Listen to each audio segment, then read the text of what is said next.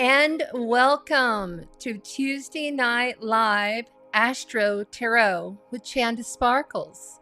Welcome, welcome. Come in. We're going to do a little bit of a smudge for everyone that will be joining in the chat, as well as joining in all the Facebook groups, on the YouTube channel, and both Chanda Sparkles and Chanda Sparkle AstroTarot. Thank you to all of the groups. Thank you to all of the subscribers.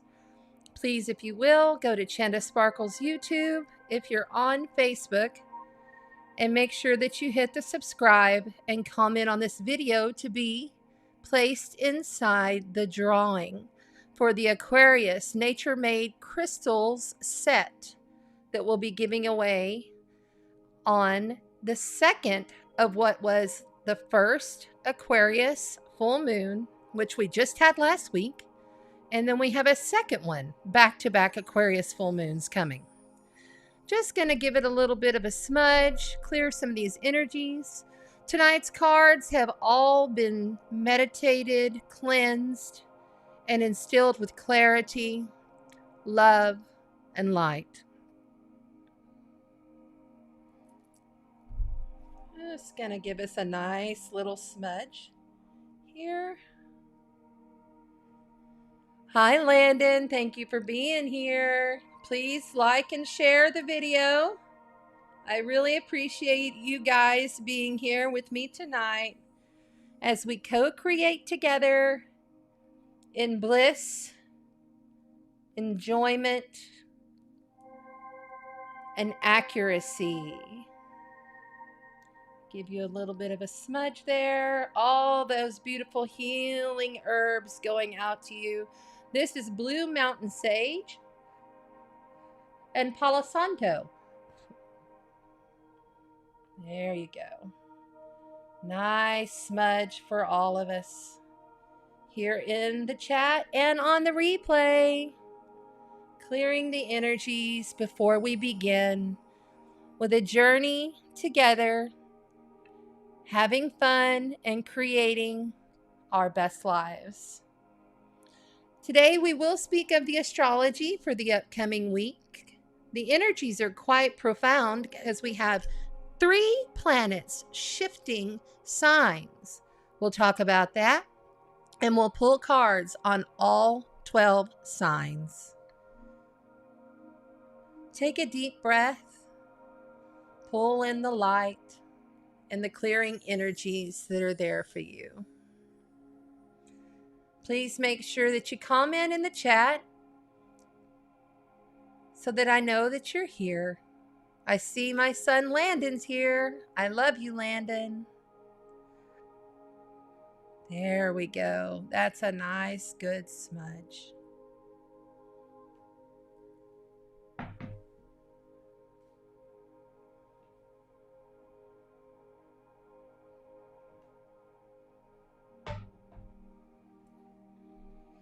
Welcome, welcome. Please come in. It is Chanda Sparkles AstroTarot, and I'm excited to be here tonight.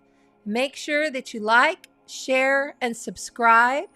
Make sure that you comment to be placed in the drawing, which we will do on the next second full moon in Aquarius. Hi, Nikki. Hi, Audrey. Hi, Tina. Welcome, welcome. Please come in. Thank you. If you're just now joining, I just got finished giving us all a nice smudge. All of your energies, please take a deep breath, and everyone sit back, relax, and let's co-create our absolute best lives together. Let's raise our frequencies together this evening.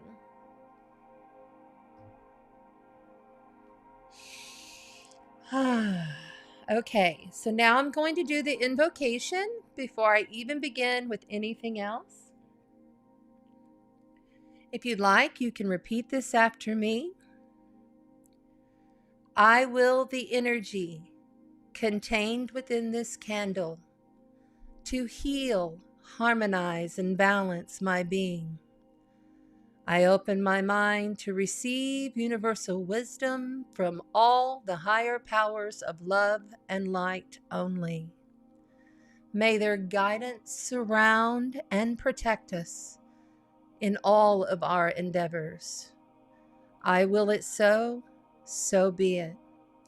May nothing but clarity, truth, love, high frequency energies come through this channel this evening. Accuracy. We ask for all negative, dark, or low vibrational energies to be cleared of this channel tonight as we co-create together through the energy of the ancient art, tarot, and astrology.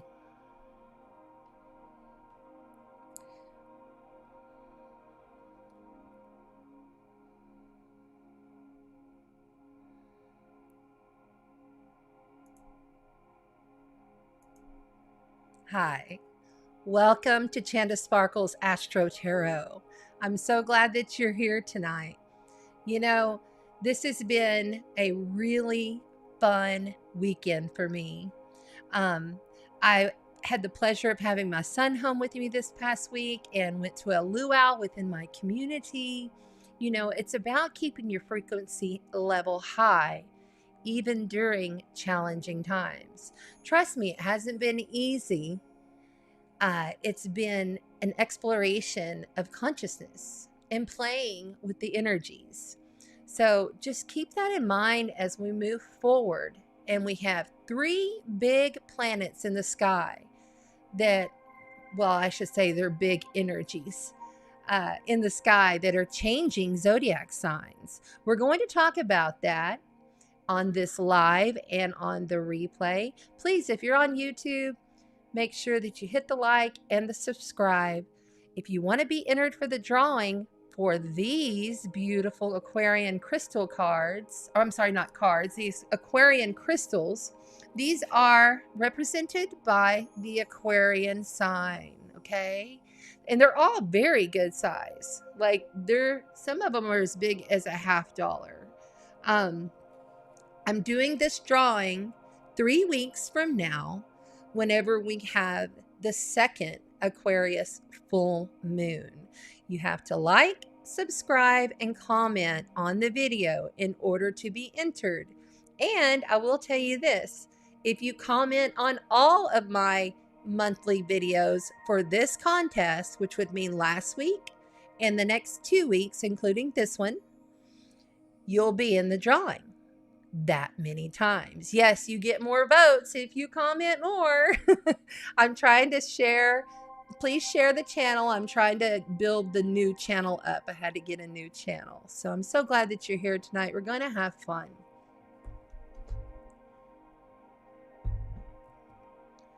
Hey, Jerry Lynn. Hi, Samantha. Thank you so much for being here tonight. I'm so happy you guys are joining.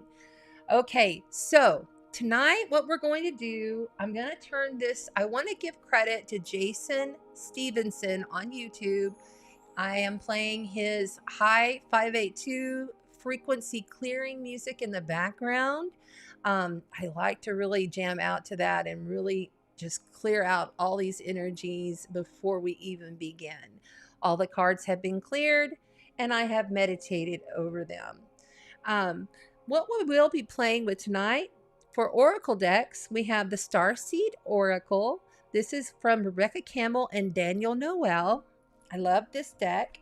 We'll also be playing with the Numinous Astro Tarot. This is a great astro deck, which helps you to kind of learn, if you're new to astrology, it helps you to learn the aspects and the planets and the placements and the signs and what they're all about. So I like playing with this deck. We'll also be playing with the Gilded Tarot Royale, and then I'll have the mini Gilded for clarifiers. And finally, I love the Legacy of the Divine Tarot. These are perfect for Aquarian energy, and you'll know why as we go through the night. Chero Macchietti, you can't beat his artwork. Really amazing, beautiful deck. I love this deck. Hi, Christina. Thank you so much for being here. Hey guys, please make sure that if you're on Facebook, pop on over to the YouTube channel, like and subscribe, comment to be entered in the contest to win the Aquarius crystal set that I'll be giving away 3 weeks from tonight. All right?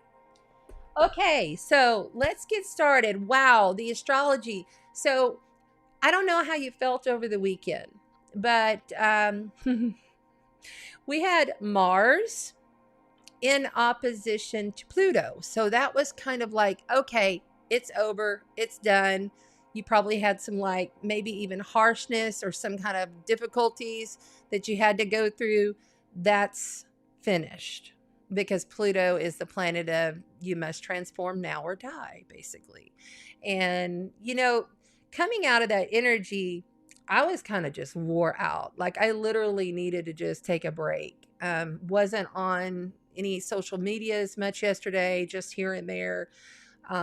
Really kind of just kept it low key, pulled the curtains. Yeah. So anyway, that's done.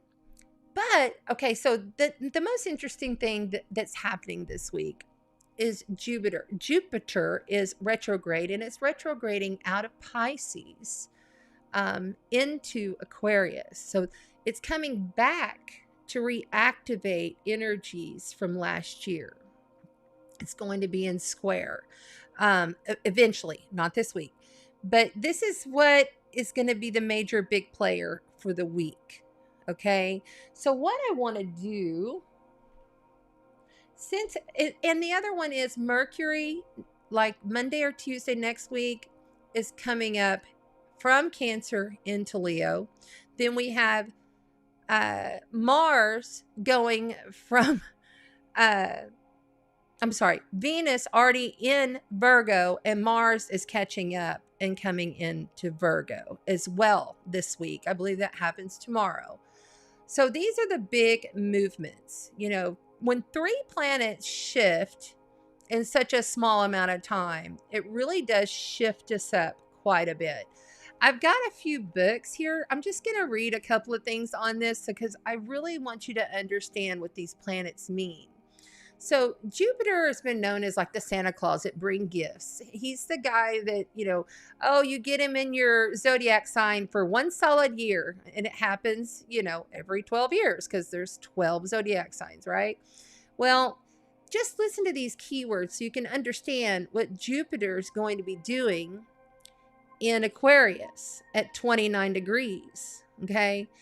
He's at 0 degrees Pisces right now. Your dreams have probably been off the hook.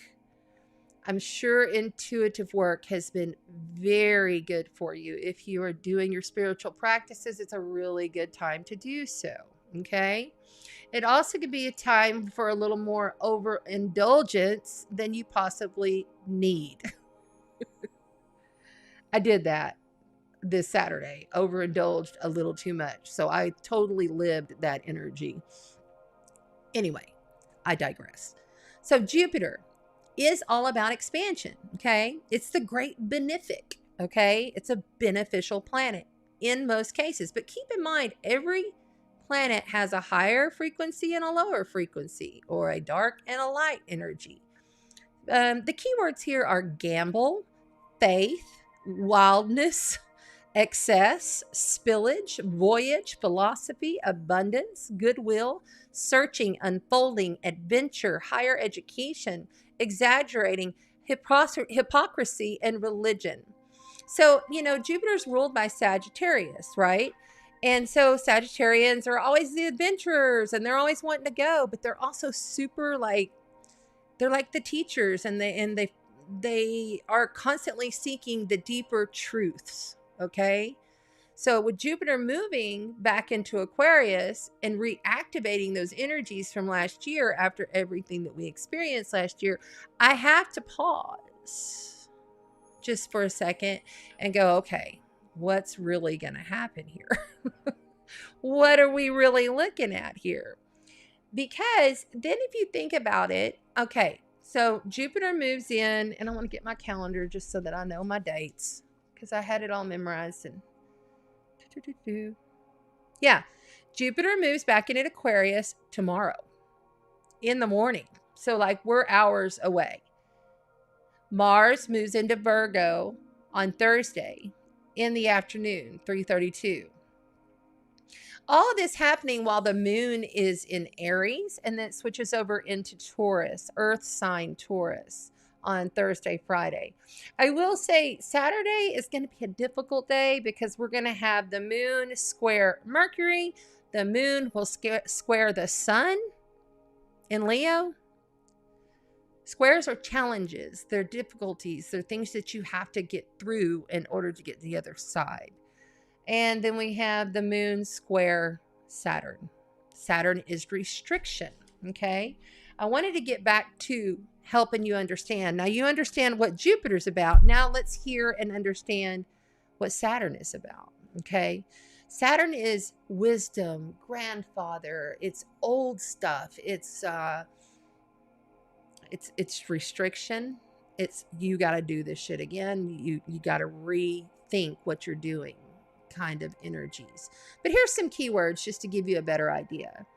Saturn is about form, boundaries, barriers, initiation, trial, labor, sweat, pragmatism, construction, competence, building, pessimism, authority figures, the patriarchy, organized religion.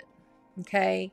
So, in Capricorn and Aquarius, Saturn rules Capricorn and Aquarius. So if you know any Capricorns or Aquarians, Saturn is very strong in Aquarius. This is the ancient ruler. Okay. So with Jupiter coming back in to expand on all of that energy, you could probably see somebody maybe even being a little too over the top with their energies. They're gonna there's gonna be restrictions. Restrictions are coming. Truly, they're gonna be there. Now, that could be in the media or your social media networks. Wherever you see it, you feel it, you know it. But you still got to remember Jupiter is there, and you can either focus on the higher frequency of Jupiter or you can bring in the lower frequency of Jupiter. I prefer to keep the higher frequency going because I know he's going to expand on my consciousness in that house where I place my focus. Where am I aiming my goggles? What am I looking into with my heart? What am I feeling? How am I going to expand? How am I going to utilize this retrograde? Think about retrogrades. Saturn's retrograde, so is Jupiter, okay? So the retrograde means we've got to revisit, we got to revise, we got to relook. We have to look at all of this again. I would not be surprised if things start coming up and about, but I will be surprised if they last because it's Aquarius. Aquarius is the rebellion. Aquarius is for the collective. Aquarius represents the collective. Okay.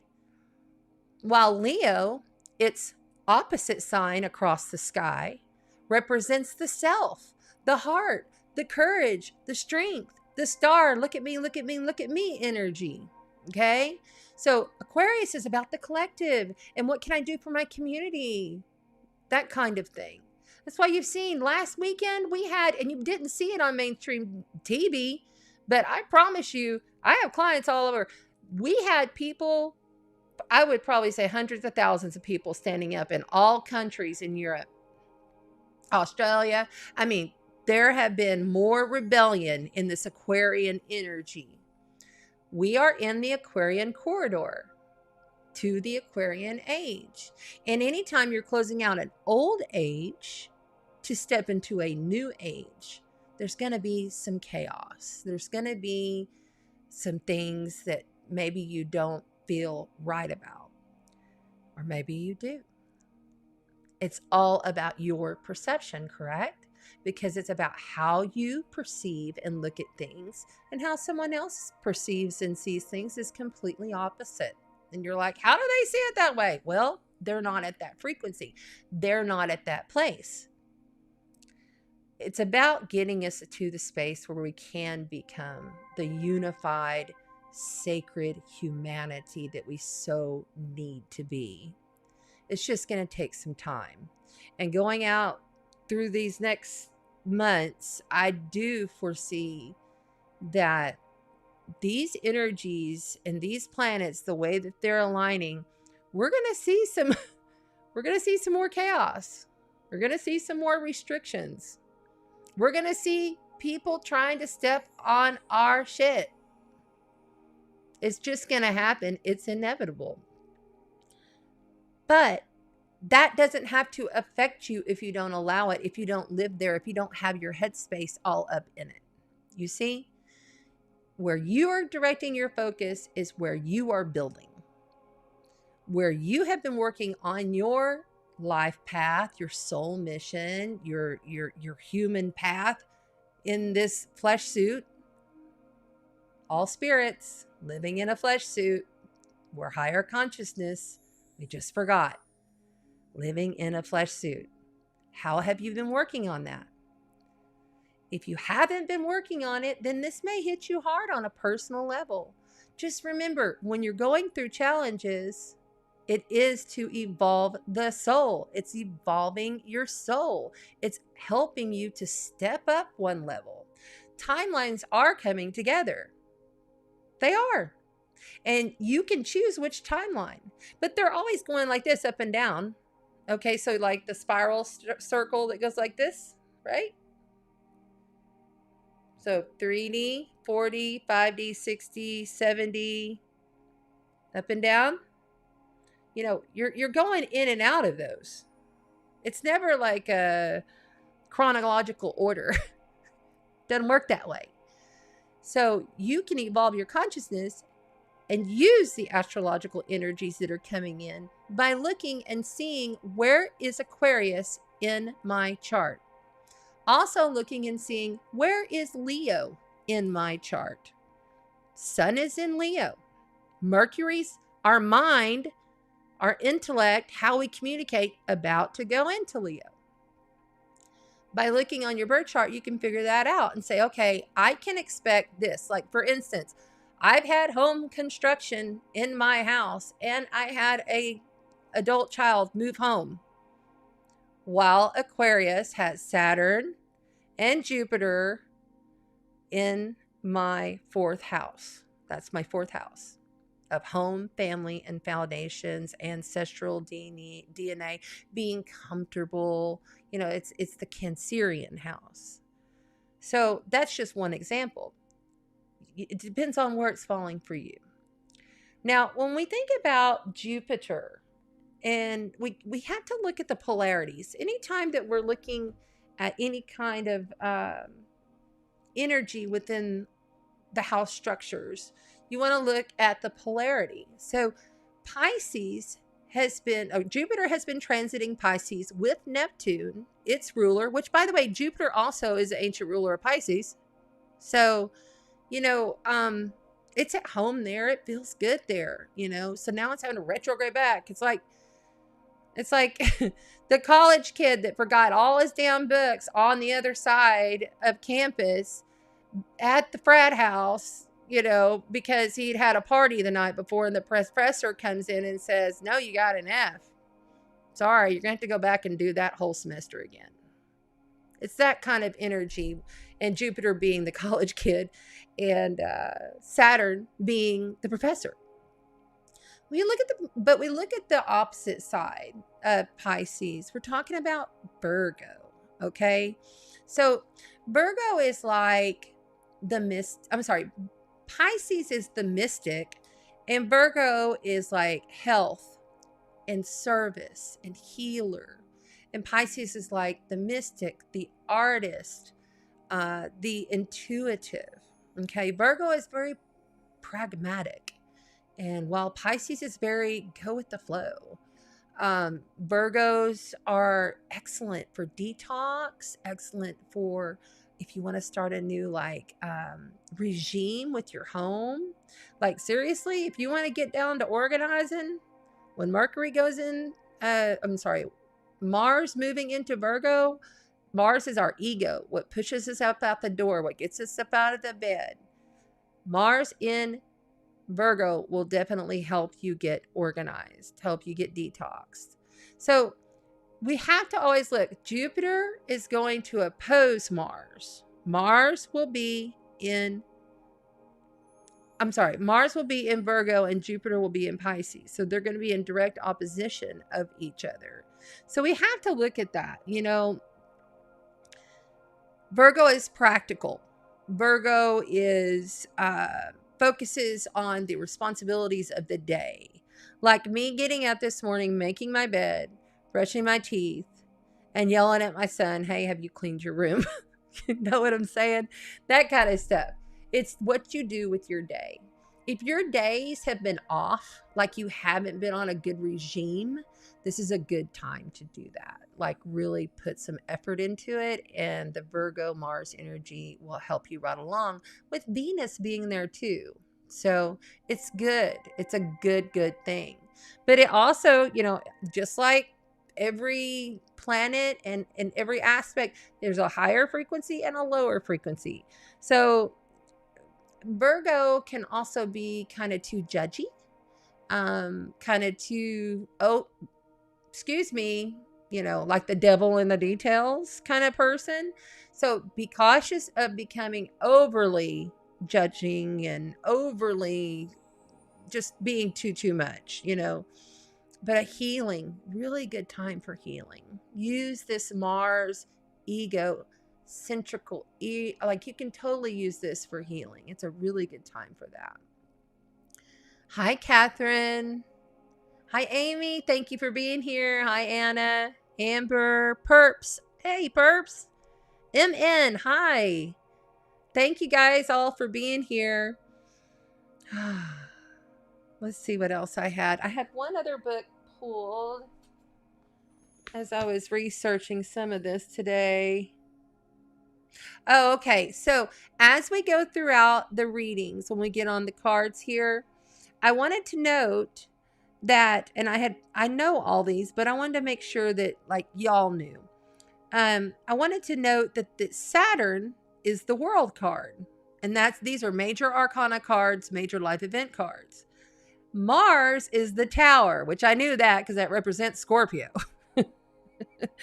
Action and activity, you know.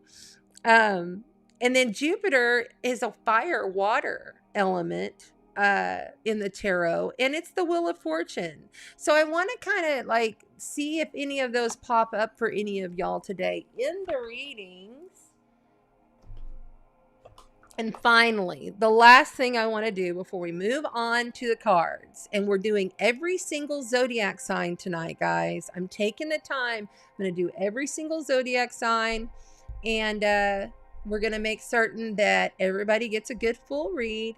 I'll hit on some of the astrology, but I need to get that out of the way first because I get into the flow. I'm a conscious flow channeler, and once I start getting in the flow with the cards, then it just kind of all comes out. So I wanted to get this out of the way because I really want to kind of use this channel to help teach people as well. Because I know when my mind first expanded, when I first started looking at astrology deeper, and I realized how I can utilize these energies to my benefit to help kind of plan my life, it started to help me a lot. And it takes a long time. I've been studying this like hardcore since 2015. But I always looked at it and kind of like, you know, followed it and stuff since about 2012. No, it's really like 2010. Tarot I've been doing since I was a very young one. So I know those in and out. But I wanted to this is the inside degrees, by the way. Okay? And it like labels and describes the degree placements that we're dealing with. And I thought the big standout would be Jupiter going from 0 degrees Pisces back into Aquarius retrograde 29 degrees. Okay, so inside degrees, these are the Chandra symbols. It says a large pool filled with white water lilies in bloom. So a pool filled with white water lilies in bloom. That's what this degree stands for that's going to get activated tomorrow. Is it tomorrow? Yes, it is tomorrow. Okay. Integration and synthesis. Putting it all together. Creative intelligence at its best. Having gone on ahead and seen what can be, yet suspending your vision so that freedom and open-endedness are honored. I like that. Having gone on ahead and seen what can be, yet suspending your vision so that freedom and open-endedness can be honored. Living on many planes at once. That's very Aquarian. You have the ability to hold in place as many independent variables as become relevant, and especially distinctive quality of unqualified or unconditional regard and respect for one and all. Universal brotherhood and sisterhood as the impulse of the future, active now. So seriously, okay, this is how you look at it. So yes, it's retrograde. Yes, we're revisiting some energies. Yes, it's going to be a similar activation point back from last year's Jupiter, Saturn, big, huge conjunction that came together on winter solstice. But I got to tell you, I had killer winter solstice. I had an amazing, mind-blowing, activating, huge, like winter solstice of my life last year. Because I put forth the positive frequency of knowing that it would be. And knowing what I was going to connect to was out of this world. And it was. It was. It was. So this is really, even though there may be some Saturn like restraints and some restrictions that come out, and people are going to be in uproar, and there's going to be people that are rebelling, and there will be chaos, all of that. It can be mind expansive, amazing, higher level consciousness awakening, amazing, if you put forth those efforts, if you put it in your view. This is how it shall be for me. So I really wanted to bring that up with this, because I've heard a lot of, some saying, yeah, it's going to be good for this, but there's a lot that I've heard that's going to be really, really negative, and that's going to be difficult and restraints. And I don't feel that way. I think it's going to be okay. Because this is one thing I do know. Aquarius is fixed energy. And Aquarians don't put up with no shit. Aquarians want the best for the entire world, for the entire collective. And I don't think any BS that they may try to pull is going to stick. I just don't. I don't feel it. I don't see it. Yeah, it may happen over the next 3 to 6 months. We may have some more of that, oh, guess what? You need to stay home kind of stuff. But it won't. I don't think it's going to last, and it's not going to stay fixed there. I just don't see that. But in order for more to awaken, if this is what we need to go through, this is what we go through, right? And we smile and we say, you know what? I'm just going to keep expanding and expanding and expanding. That's what I'll do. So, hi, Tina. Hi, Megan. Thank you for being here. Please like, share, and subscribe. Hi, Denny. Thank you for being here. Hi, Trish. Okay, guys, we're gonna go in on the cards. Yeah, I'm very optimistic about the future, even through hardships. I've learned that, and this is something else you need to know about me. I don't teach it unless I've lived it. I'm a death dieta, and I've experienced a lot of trauma, and I've come out on the other side of it. And I know that everyone can, because I've been there. Probably just about every kind of traumatic thing that I could imagine has happened. But you know what? it's okay. Throughout it all, you just keep going because it's all a hologram anyway. It's all a game. This earth is a school, and you're here to evolve your soul. And you do it many, many times, over and over and over. The cool thing is what I believe is that the karmic loop has stopped. And now what we're doing, since we have up-leveled, I believe that we are truly at that stage where a lot of the things that we're seeing that we're like, what? Why is that happening? Is kind of like on a residual loop. But you're stepped outside of it. You're like the observer to it, right? But you see some of the same things come around because some people in their consciousness, which we're all part of one big collective consciousness, some people in their consciousness are still seeing those things playing out and still very fearful of those things playing out. And when you give that your focus, this is why I try not to give it my focus. And you give that your focus, you're just contributing your consciousness to that collective fear. And it's not a good idea to do that. You don't want to contribute more fear because trust me, don't we all know there's enough people out there pushing the fear. You don't want to hear all that. You don't need to put your focus there. Okay? But at the same time, I honor the truth speakers. I honor those with a voice. That's what they came to this planet to do. Everybody has their own unique journey. Everybody has their own unique path. For me, it's easier for me. I haven't watched the news or done any of that kind of stuff probably 6 years. And yeah, about 6 years. And no, it's almost 7. So now what I do, if it's something I feel I need to see, I'll like it. I know that it's going to come before me. I know that I'm going to end up seeing it. Like I don't go searching for it. It just, if it's meant for me to look at, I'll look at it. If I don't want to look at it, I don't have to. But I'm not going to shove that stuff down my consciousness. You got to be careful what you ingest. That's the other thing. Virgo is very mindy. Virgo is ruled by Mercury. Okay. The mind, the intellect, communication, thought patterns.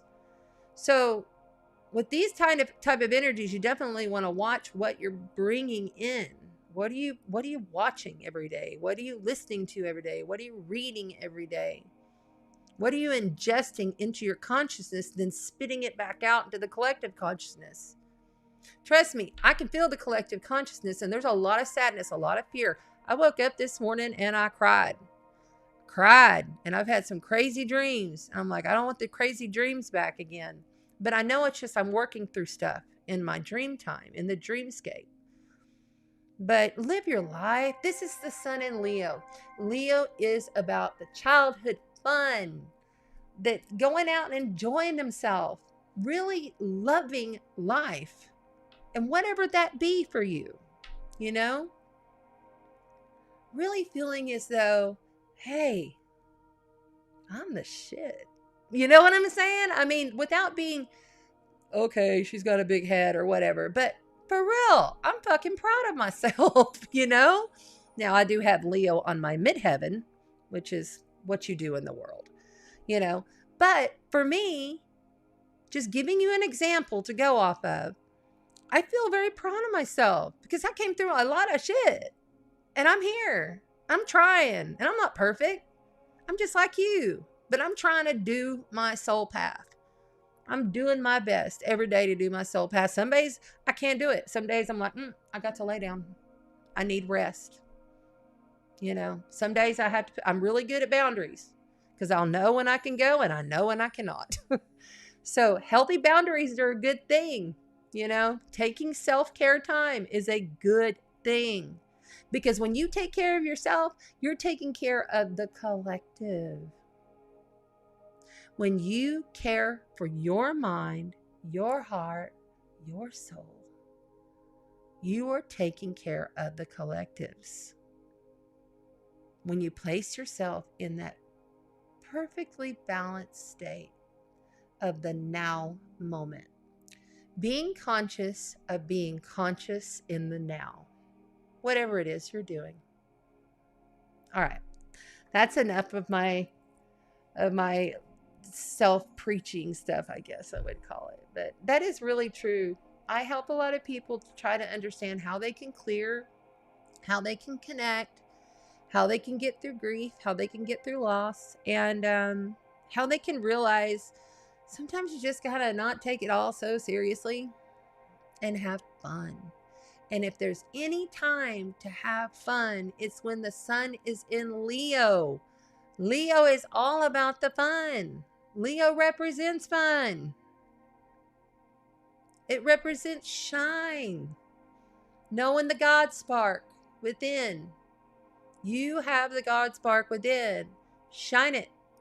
Shine, shine, shine. That's a good one. I wish that somebody was like, oh yeah, I'll write this down and record it. Or write this down for memes, because later on I'm always like, I need memes.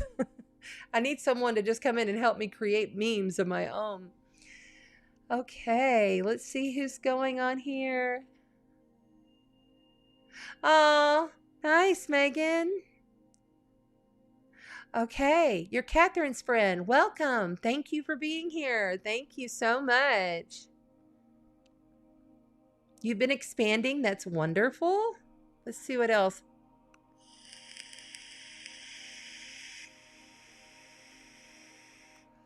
There's Kalina. So Kalina was the winner last week, or last month. Kalina was the winner last month of the Crow Tarot and the Lotus Flower pendant, or barrette for the hair. And I sent it off to her and she received it. She's going to send me a picture because I want to see her. You know, she had to, of course, clear and bind the deck to herself and all that. So we were talking last night. But remember, guys, I'm going to say this one more time before I get going on the cards. This is the gift set, okay?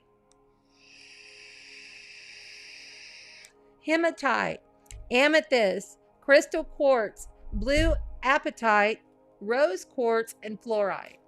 And those are good size, and they're all sealed, so you can wash them and charge them yourself and use them for clearing energy. I'm going to tell you right now, I put about 6 or 7 different stones every time in my bath. And then I switch them out periodically depending upon the astrological energies. Because think about it. How many times have you taken a stone and you put it on your third eye to activate your third eye? Or you put it on your heart chakra to heal? Think about putting those stones in your bath water. Soaking up all that wonderful healing energy right into your skin, right into your being. It's really, really a good idea. So the way you get your name in is you must go to the video and you have to comment and you have to like and subscribe on the YouTube channel. So it's Chanda Sparkles is the YouTube channel. You want to make sure and pop on over there. Hi, Carly. Thank you for being here. Okay, we're going to get rolling. Let's see who else is here. Oh, you're from Eric's group. Awesome. Excuse me, guys. Allergies. We had that Saharan dust come through, and it doesn't matter how much Claritin or how much peppermint oil I sit there and sniff. I can't ever seem to clear the sinuses. Yes, Christina. Yes. Christina Karst, by the way, is on Padre Island as well, and she does sound healing. I need to get over there and do some of that. I use the tones on the TV. I have my chimes, and I have a new chakra. Or is it a chakra bowl? A singing bowl. Ooh. I did it for my handyman and his wife this week, Ron and Stephanie, and they were like, whoa, because it's loud. I was like, wow, this is really, really cool. Hi, Vicky. Thank you. So good to see you here. Thank you. Megan. Yeah, the allergies have been bad. They have been really, really bad. Getting a Venus gong. Uh-oh. Wow. You know what? I am a Venus in Libra. And, you know, Libra rules Venus along with Taurus. And so every time Venus comes around to Libra, it's like my Venus just lights me up. It's awesome. Maybe I need to like schedule during Libra season with you, Christina. Come check out that Venus gong. That would be awesome. Okay, guys. Here we go. I'll go ahead and put this here and get myself all situated. Am I in the camera okay? Yeah. Okay, very good, very good. As usual, we're going to begin with Aries. Aries is a fire cardinal sign. Cardinal signs begin the seasons. She's also the baby of the Zodiac, and he also, and I say he, she, don't get, okay, first of all, don't ever get like, if there's a female on this card, it could be a male. If it's a male on the card, it could be a female. Everything is representative of energy. Aries, you know, they are get up, get things done kind of people. I know Aries very well. I happen to be an Aries moon. And the moon is currently in Aries. So I'm a little on fire today. I've been getting things taken care of today. Yesterday, not so much. So Aries, you are, gosh, Mars, your planet, Mars rules Aries. Mars moving in to Virgo. Oh my goodness. You're going to be cleaning like a mad woman. Are there any Aries in the chat? Please let me know your signs if there's any Aries in the chat. Now, keep in mind, if I get rolling in the channel, I can feel them coming in already. By the way, I can hear across the veil, smell across the veil, and see across the veil. Have since I was a very young girl. Dropped it for a little bit in my teens when I did a bunch of partying. And then it came back after my second child was born. Not too long after that, I started seeing them again. Okay, these cards are ready. They're saying cut. I don't always do it the same for each sign. And I don't always read the reversals. I ask, I get tones in the ear, and I know when to go with the flow. So there's Amber. Amber, you have got a birthday this weekend. Happiest of solar returns to you, Amber. Yes. Okay. There you go. Awesome. That fire energy. I mean, you know, all fire signs, Leo, Sagittarius, and Aries, which is what we're on for this reading. They all have that serious, like, they get up and go. They take care of business. They've got to be moving. They've got to be doing things. You know, they really have that extra oomph in their soul, I believe. So here we go with Aries. Wow, Aries, what a beautiful first card to pop for you. That is the Sun. Major Arcana, major life event card. Beautiful. One of the best cards in the deck. Followed up by the Queen of Swords. I'm going to move this over a little bit. I hope you guys, if I sound like my sound's getting weird, let me know, okay? Like if it like sounds like I'm fading out, I can always turn it up if it's not loud enough. Okay.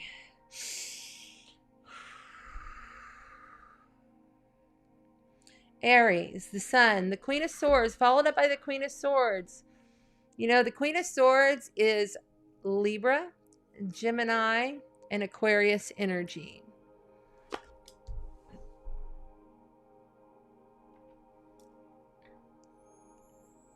I'm going to zoom this in just a little bit. Just a little bit more. There we go. All right. Then we have the Six of Cups.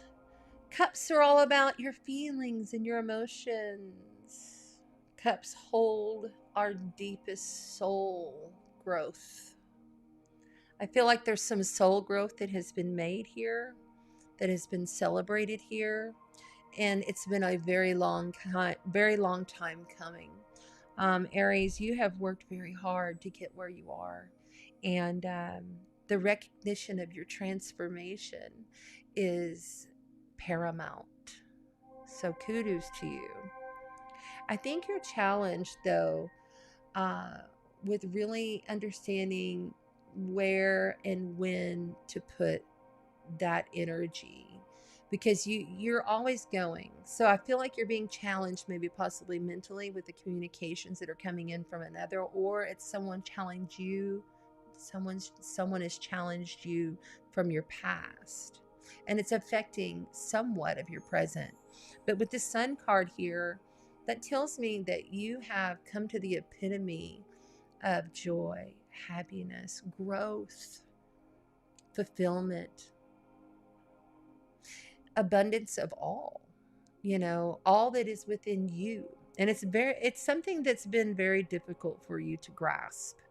But mentally, you're having a little bit of challenges. That mentality that you have always kept with you, Aries, throughout this growth pattern, which has brought you into this really like fulfillment stage, this transition, this transformation stage, it is going to be there, but it's not going to affect you so much as you allow it to. See, I want you to see here, both of these cards have got the cat. Okay. And I find that very interesting, because the cat protects our soul. They're the soul guardians. They watch over our soul. They watch over us in the astral whenever or the afterlife, or you can call it dreamscape, when we leave the body at night to go dream, to go play. Yeah, I like this for you. So you've got the Ten of Swords. The Ten of Swords is like you're completely done. This is a very difficult card to get at this juncture. The Ten of Swords, it depicts something that was very difficult for you to get through, something that you had to overcome, something that seriously is done, like something's completely finished and done. And I don't feel like it's about you. I feel like this is outside of you. Okay, let's just look. Just so you can see. I always turn the card so you can actually see the picture depicted, even if it's a reversal. I don't read a lot of reversals all of the time, but with these cards I do. There's certain cards I read reversals and some I don't, but I know these cards inside and out, so I read them. The Empress is a major life event, major arcana card. And being in reverse, this tells me this is an energy of like something was being birthed, something was at its newest beginning stages, something very like something you overcame from your past that's really given you that solid ground that you're on right now is being shaken. And there's something mentally that you just don't trust right now. And I have a feeling it has to do with this energy person, or it could even be a group, that's outside of you, that's making you feel like you can't start again.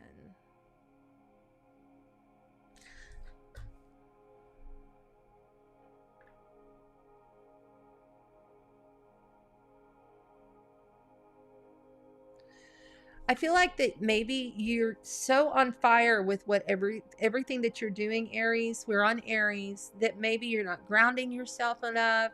You're not giving yourself enough time. See, the Empress, she does not fuck around. Like, she seriously grounds, takes care of herself, takes care of her animals. There's a lot of animals depicted here too. Might be an animal involved with a very sad ending for someone that's watching this now or on the replay. Thank you, time travelers, for being here. You on the replay, I thank you. Please like and share and subscribe. But I really feel like with this being in reverse, this person outside of you has blocked you. I feel like you've been blocked. And it's not been easy. It's somebody outside of you. I keep hearing work. This might be someone at your work. All right, let's get the outcome card. Knight of Swords. Okay, there's 4 knights in the deck, and the Knight of Swords is the fastest knight. He represents communication. Like, knights bring things in and they bring things out. You know, they're always bringing things in, or they come in to save the day, right? Okay, so this is an energy of, like, the Knight of Swords knows his shit. He's a very smart knight. He could be a younger fellow, and I kept feeling like this was a younger person outside of you that's had a really difficult time, really big time challenges, and it's put you in that state of where you feel like you can't continue to grow, because you've had a really wonderful, beautiful, like, over the top past. Like, you've done really, really well with these energies. You've really, like, accomplished a lot. My cup overrunneth for you. I feel like there's going to be a Knight of Swords that comes in and, like, literally kind of saves the day on this. Or it's going to be like some kind of communication that you get that literally helps to save the day. And it'll allow you to be the epitome of the Empress and continue with growing and evolving yourself and being stern in your thoughts, not feeling any kind of confusion, knowing that everything that was happening in the past, yes, this is a beautiful past card. It's about, you know, feeling melancholy. It could also be about children. But I really feel for you, Aries.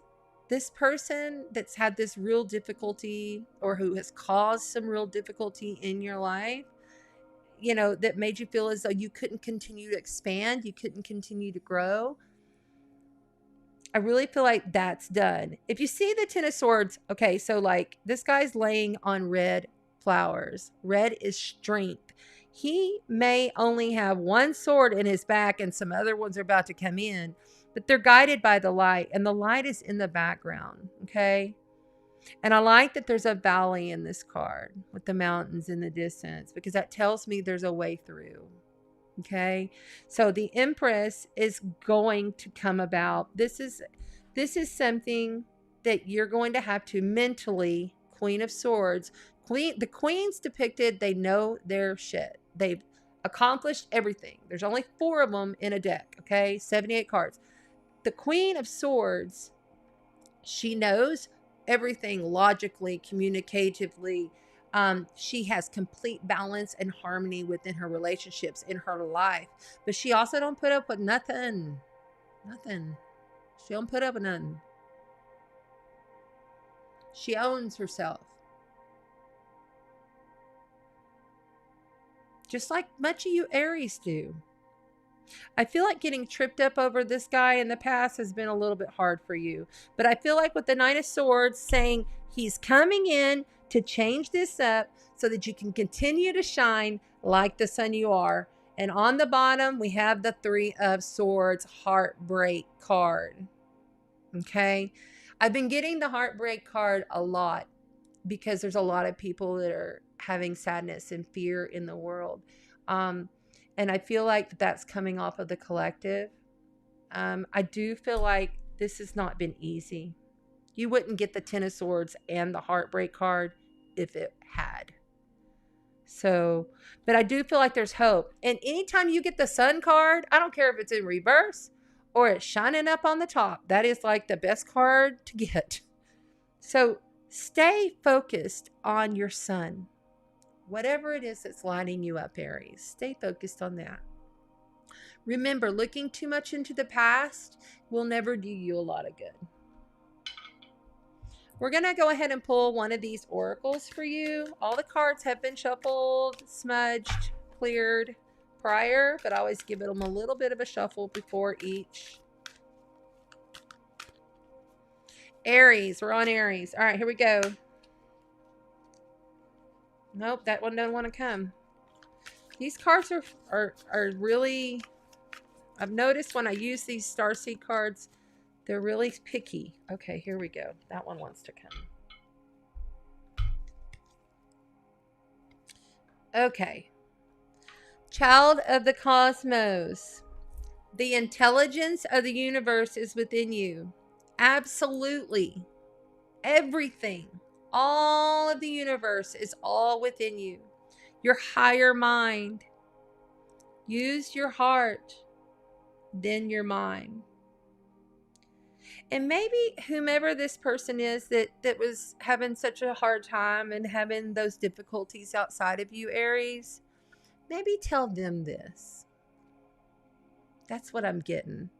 They need to hear that everything is from within. Everything. Everything's from within. Maybe you're the knight that's going to come in and save the day and allow growth to continue. Because in your mind, you've been thinking a lot about this. But overall, excellent read for you guys, Aries. Thank you so much. And now, oh, and look, Justice. Justice wanted to pop and show her head at the very end. Justice, major life event, major arcana card. Libra, the scales, balance, getting your just dues. Everything will balance out, and you won't even have to watch. Like, it'll all happen on its own. But I still believe you should go in and talk to whomever this is and remind them of how powerful they are. Because we are. We are powerful beings. See, y'all, I'm trying not to cuss so much. All right, let's get moving on to Taurus. Do we have any Tauruses here? Thank you, Vicky, for sharing. Thank you so much for sharing. Please, guys, like, share, subscribe.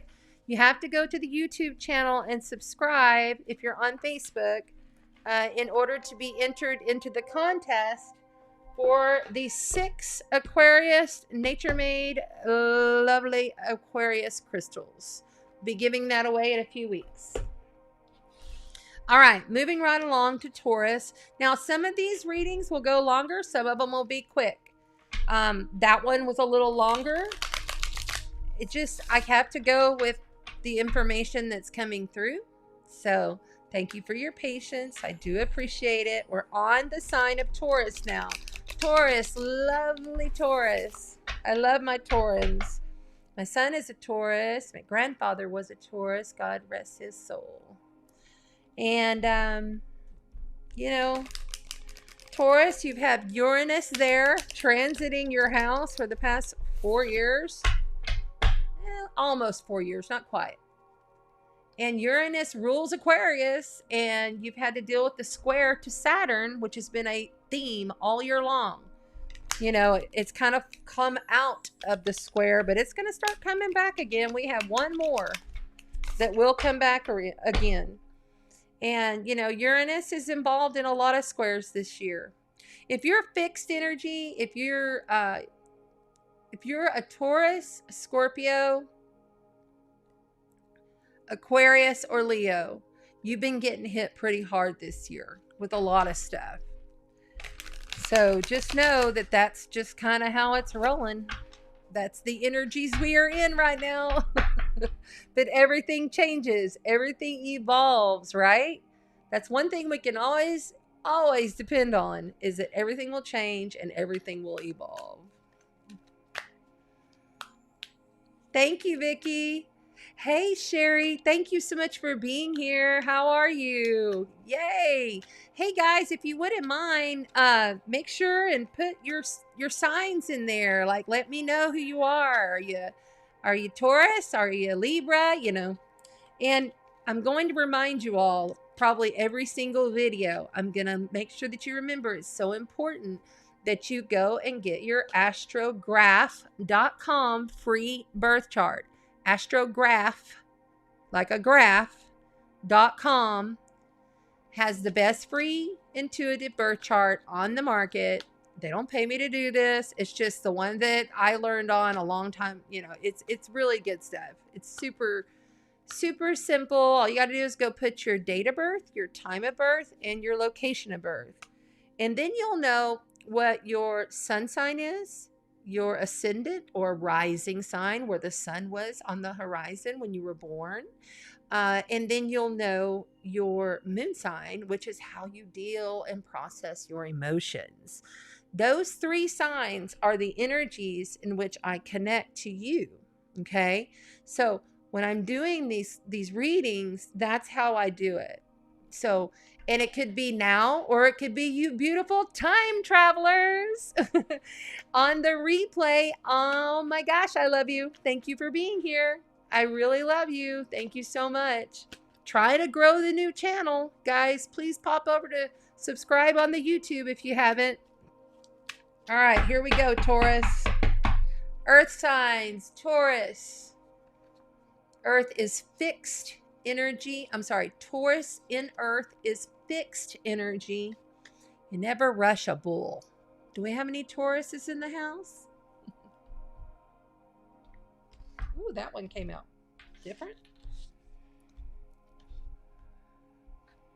Hi, Colette. Hey, Vicki Phillips.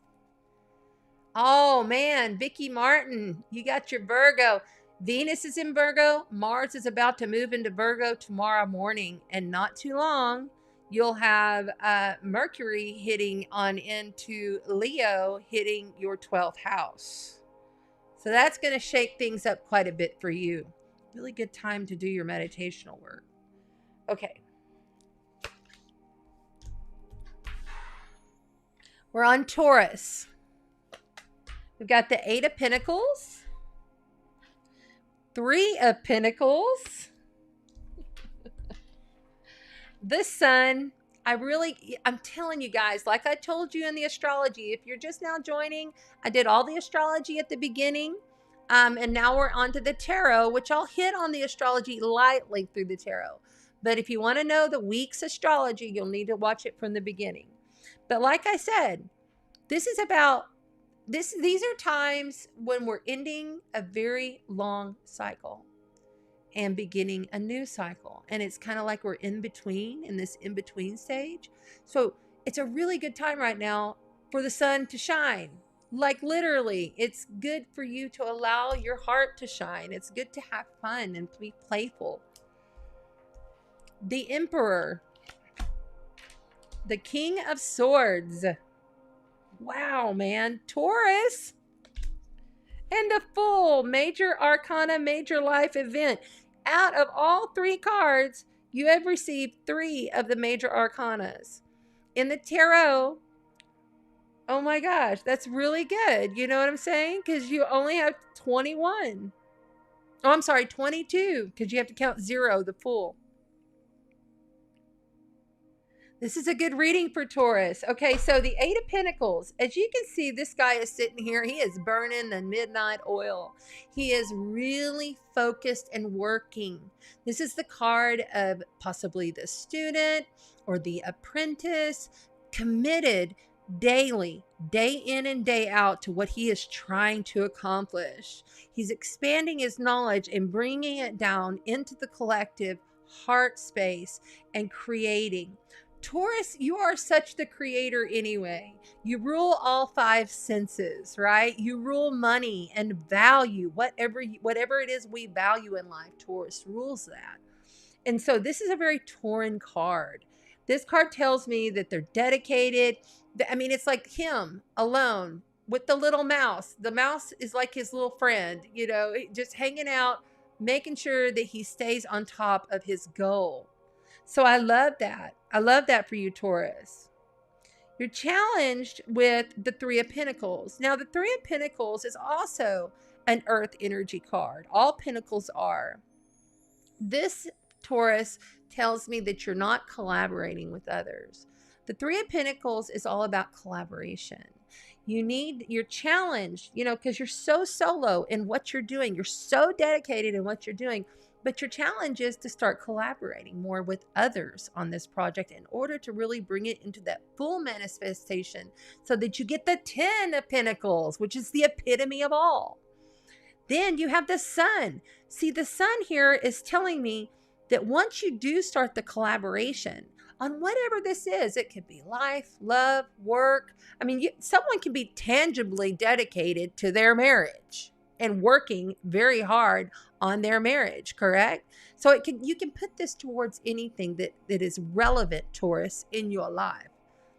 The sun also tells me, hey, you're doing great, but you need to bring in more. You need to bring in more collaboration.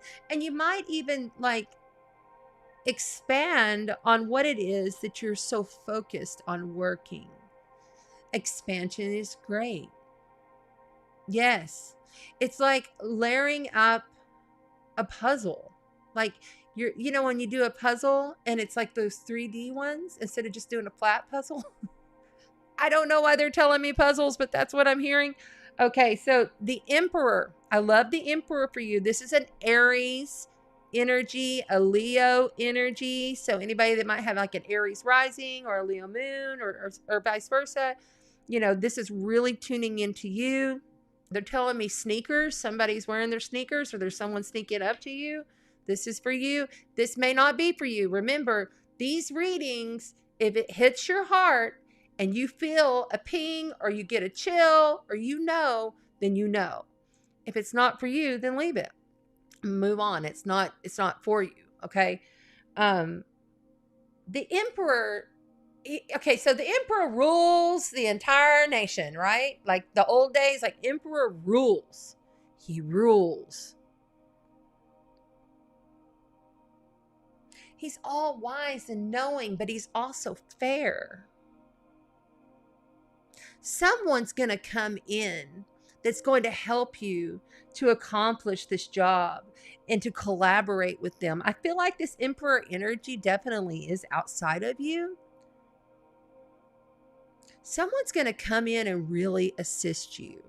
I really feel this strongly. And I love that you have the King of Swords next to it, because the King of Swords is telling me he knows his shit. He's logical. He's fair. He doesn't put up with anything. I believe that, like, I feel like that, okay, telepathically, you've been hearing or you know something that's being said to you that's going to get you to this person. And you have to take the leap of faith and collaborate. But this has been something that's really difficult for Taurus energy.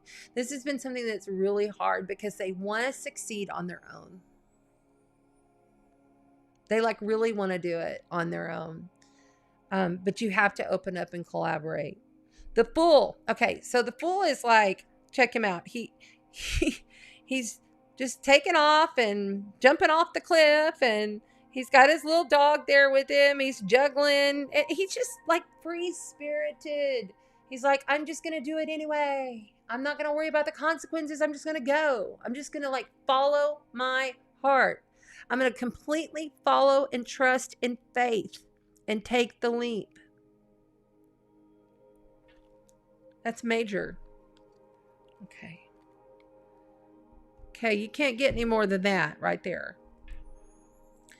So now we have, for the overall energy, the Two of Cups. This is the soulmate card. It's ruled by Pisces. Very mystical, intuitive, all-knowing, that these two individuals are meant to work together. It can be a soulmate work relationship, and based on these cards, I feel like it's a soulmate working on yourself relationship. Like, not just working on what you're working on, like maybe for your job or for money or to succeed and expand your knowledge. Yes, that. But this is, they're telling me that this is like a soulmate person that's going to help you really learn and evolve your highest consciousness, your soul's greatest mission. They're going to help you really level up in every way. In every way. And there may even be times that they come in and you're like, I don't really like this, blah, blah, blah, blah. But I think that this is going to be great for you. I really do. I feel great about Taurus's reading today. So awesome to get the sun on both signs already. Nikki, Libra and Aries moon. Woo, girl. Are you Aries moon and rising? I'm an Aries moon. Hey, Colette, you're Aquarius. Yeah, girl. All right. Closing out Taurus. Breath of the cosmos. My will to thy will. Micromanaging the universe. These cards blow my mind sometimes on how they just totally fit. What else does it say? Forge, don't follow. Pave a new path. Be the leader you wish you had. So look, Taurus, everything in this reading is just screaming. Make sure that you realize that you can't control everything, even though you'd like to, and you can't control it on your own. You have to expand. You have to allow the universe to come in and bring the right people to you, bring the right situations to you.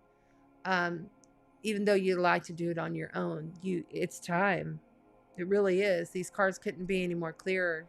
So thank you, Taurus. I appreciate you being here. And then the star wanted to pop at the end. These cards are really thin, so they're kind of hard to grab as I'm picking them up.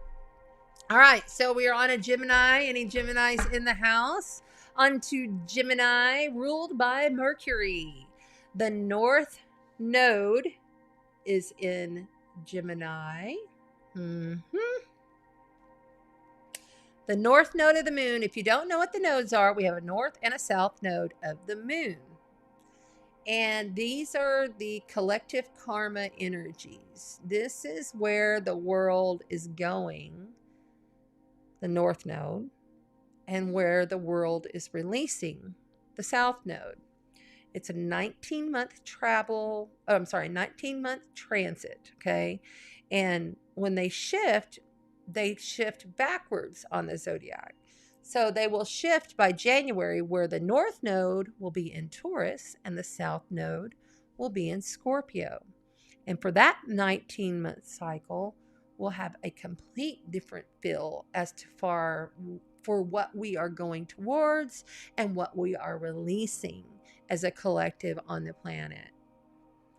But Gemini, right now I believe it's right about 9 degrees, North Node and South Node. We don't have much longer. But oftentimes, okay, because it goes backwards and it falls into what we call the first decan now, because we have like 3 decans in a zodiac sign. And in the first decan is always very solo energy. It's non-evolved energy.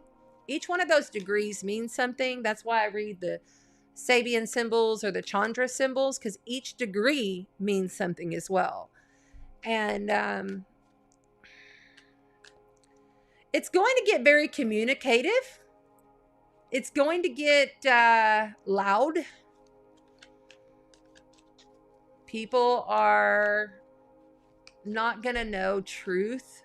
That's already been happening, but it's going to get even more so that you have to get to the truth. Especially when Jupiter goes into Saturn. Because with Jupiter in Pisces, Jupiter rules like our fantasies and illusions and being delusional, all that stuff. So that's kind of been like amped up. Gemini, you guys, with these nodes there, you've had a massive reconstruction of your life over the past year and a half. Like massive. And the Ten of Swords wanted to pop. Yeah, I don't like that. I'm not going to keep it right now because I don't feel like the energy needs it.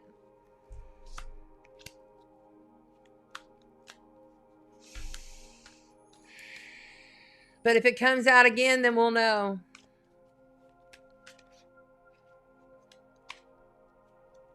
Gemini.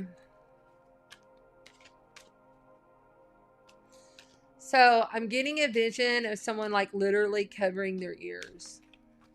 Like literally holding their head, holding their ears, doing like this in the Gemini realm. Thank you for being here. We appreciate you. Okay. Okay, so all these wanted to pop at once, and I feel like they need to go. All right, so we have the Seven of Swords, Gemini. This is my lion, stealing, cheating, false, fuckery card. And then we have the Magician in reverse, which is more falsity. And then we have Strength in reverse. I kind of felt like this was going to be a hard one.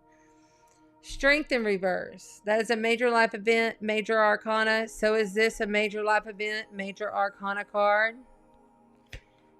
The Ace of Wands for Gemini, which is good. Beautiful. And the Knight of Wands in reverse. And the Queen of Wands for the final.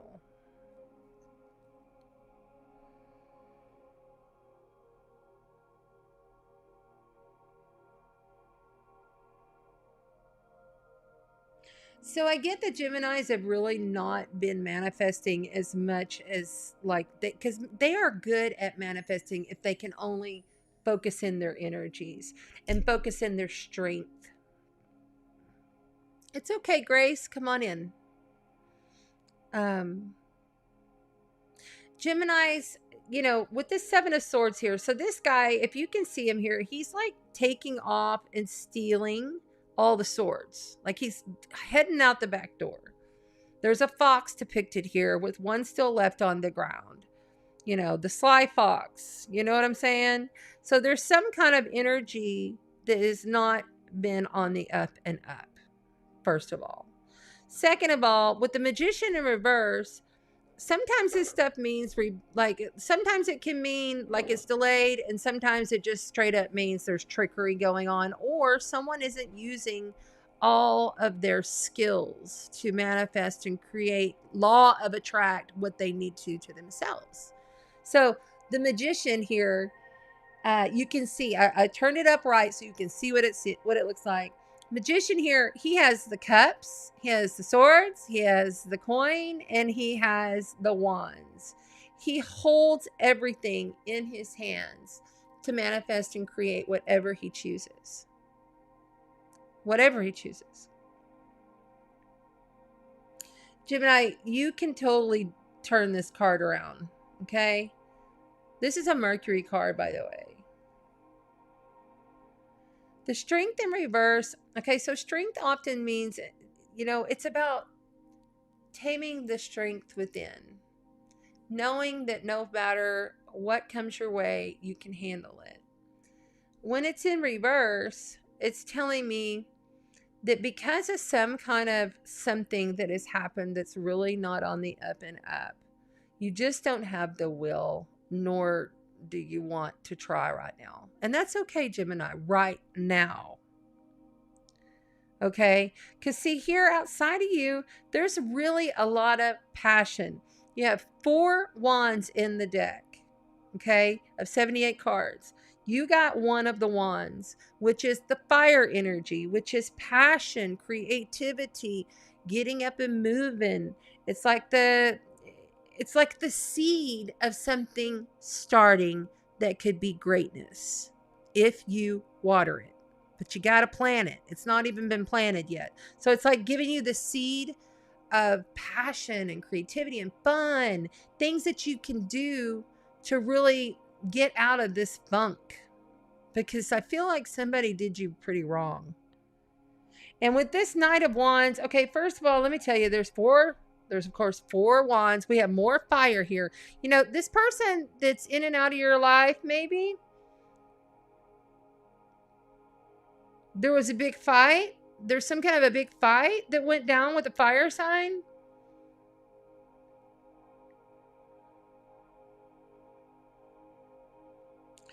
This person is basically telling me that you're not going to put up with it. Like this person, I'm hearing them saying she's not going to put up with it.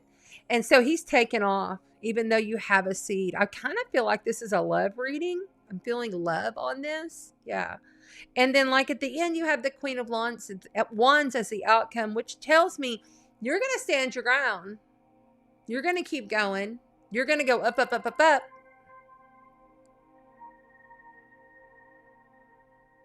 You know your majesties. You know your magnificence. You know who you are, Gemini. You just get confused sometimes and you lose faith and you just want to say, fuck it. And that's okay. It's okay. That's why I said up here, it's okay. This is okay to be this way. It's never not okay. Like, if you're in the thick of it, I mean, I'm talking the hurt, the pain, the fear. If you're in that, it's okay. Be in it. Don't stuff it down. That becomes stagnant energy, which creates dis-ease in the body. Okay? Feel it. Sit with it. Cry it out. Scream it out. Whatever must be done to get you back to manifesting your best life, to where you can tame that inner strength, to where you can continue to move and plant the seed. And whoever this was, the lying, cheating, stealing, backstabbing, whatever, he can go or she can go. The door is there, and you're basically standing at your castle saying, I'm holding my shit down and you're not coming through.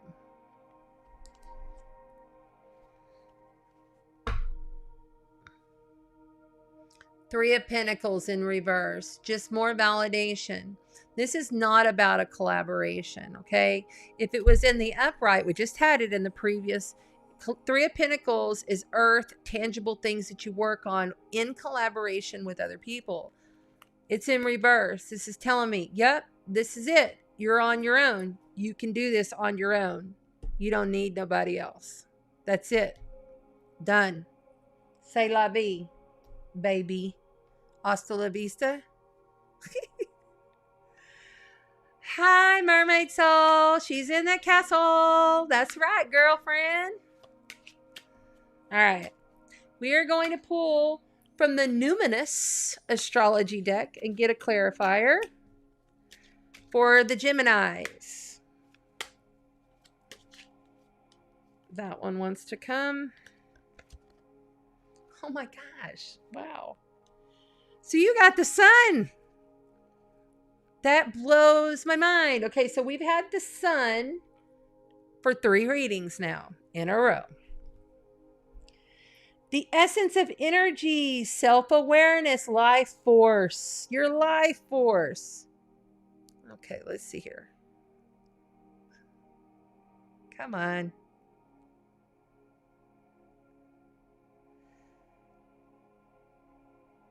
Essence, energy, self-awareness, life force, spirit, creativity, honor, masculinity, distinction, childishness, ego, individuality, solitude, expression, self-sufficiency, shine, heartbeat, and the Father. That's right. The sun represents the Father. The moon represents the Mother. You got this. Whatever this was, boom, be gone, be gone, be gone, be gone. And so it is. You got this. You got this, Gemini. Stand your ground. Boom. Be the magician. Law of attract. You have all the tools you need. Boom. Pull in your strength. Your inner strength. Cultivate that. You got this. Plant your seed. But this guy, bye. Bye-bye. See ya. Or this gal, see ya. I don't like those kind of people. I'm just going to say it right now. Hi, Sherry. Thanks for coming back. I appreciate you. Actually, I really appreciate anybody that jumps over to the YouTube as much as they can, because it'll help my numbers in the algorithms. Even if you don't watch it and you just hit play and let it play on your phone, thank you. I started a new channel, and I probably shouldn't have. I had another channel that had more subscribers, and I dumped it because I wanted fresh new energy. You know, it's a new cycle. It's a new thing. It's in a new place, and I just wanted a total different new energy. And so we're just going with it. It'd be nice to have more subscribers, though. It really would. Okay, so what I'm going to do now, we are on, what are we on? Cancer. We're on to the water signs of Cancer. I'm going to switch it up here. And we are going to bust out for Cancer. Oh, isn't that funny that the King of Cups pops up on the bottom as soon as I'm talking about Cancer? In representation of Cancer, Scorpio, and Pisces, the King of Cups. Okay, so I want to... This deck here, Gateway to the Divine Tarot, is the coolest deck. Like, it's the coolest. I love it. I love it. It's an older deck, but it has such the greatest big old thick book that I still haven't read. By the way, I can't sit down and read books in their entirety. I have a lot of books, but I just read bits and pieces of them. And a lot of time I just open up and I read from there because I get intuitive guidance that way. Plus I'm dyslexic, and over the years I've been always like trying to read, and it gets difficult sometimes. That's why I don't write big, long. I'm not going to ever be that girl that writes that big old long astrology thing. Not going to be her. I get out the basics, and that's enough for me, in which I voice those, and then I'll try to do my punctuation. But anyway, now we are on to a new deck for Cancer. Cancers just came out of their birthday season. And with the sun, moved into their second house of what they value.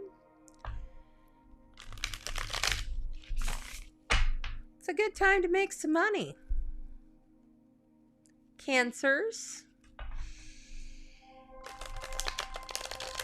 Be careful what you're listening to, what you're ingesting, what you're looking at.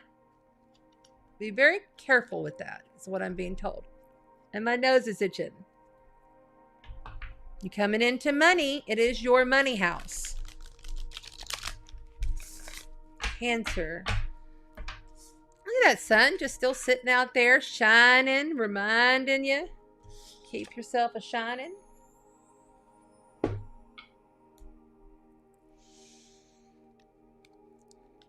Thanks, Grace.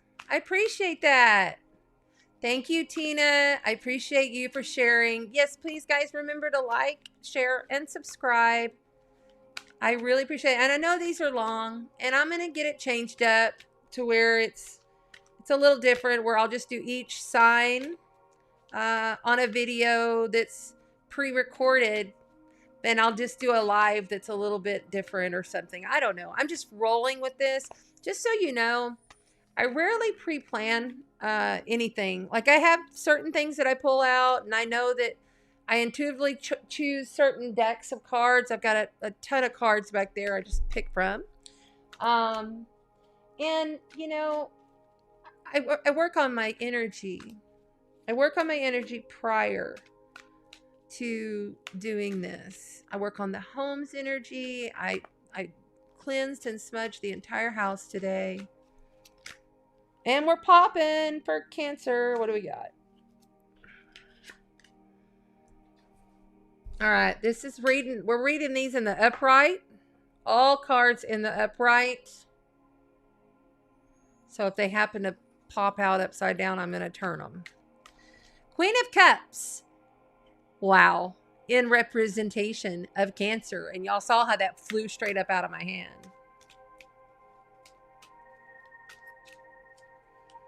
Cancer, Pisces, Scorpio.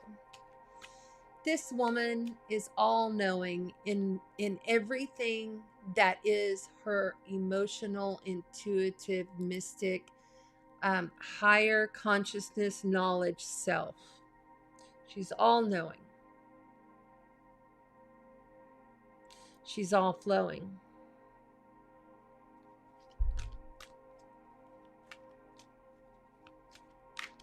But she worries. I feel my heart's feeling heavy, and I feel like there's a worry. She's worrying. The Cancer is worrying. Oh, another one just popped. Good God. 3 of Coins. The collaboration card. Working and needing to collaborate. Needing to have someone come in to help you maybe with this worrisome problem. Miss Cancers. We're on Cancers.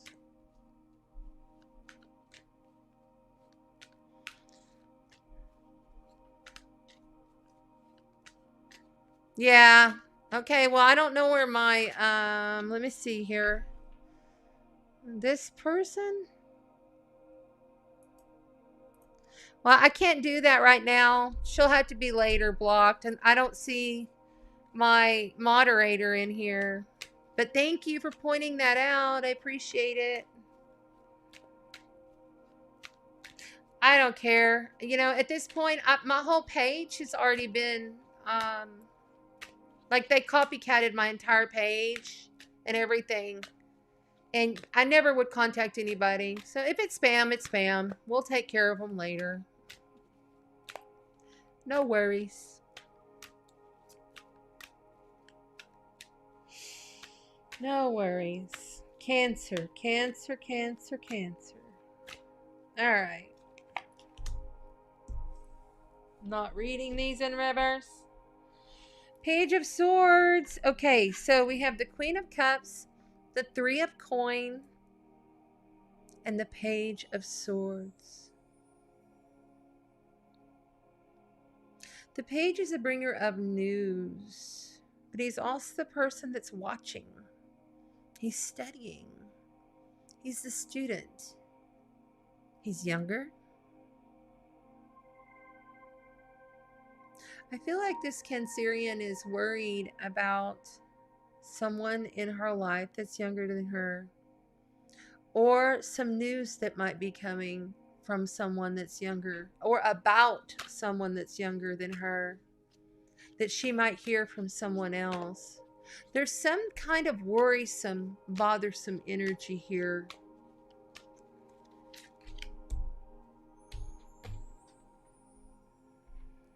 The Magician. Major life event, major arcana card.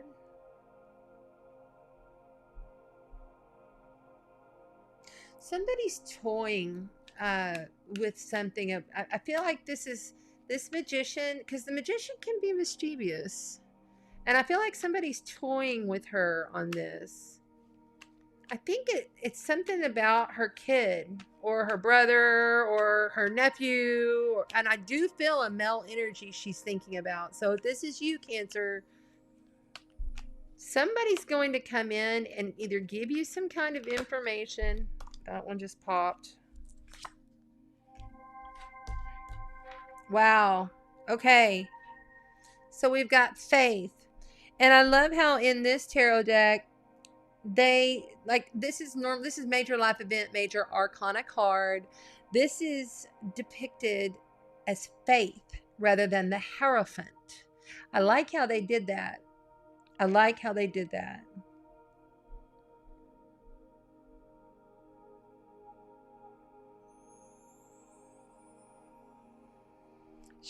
This Cancerian energy, male or female, is seriously worried about some kind of trickery or some kind of something or information that's coming in from the church. Shit. Okay.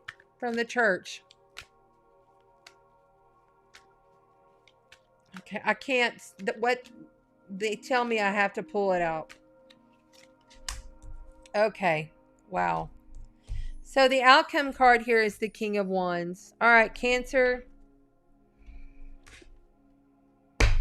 And on the bottom, we have the Emperor, okay? Again, showing up. So,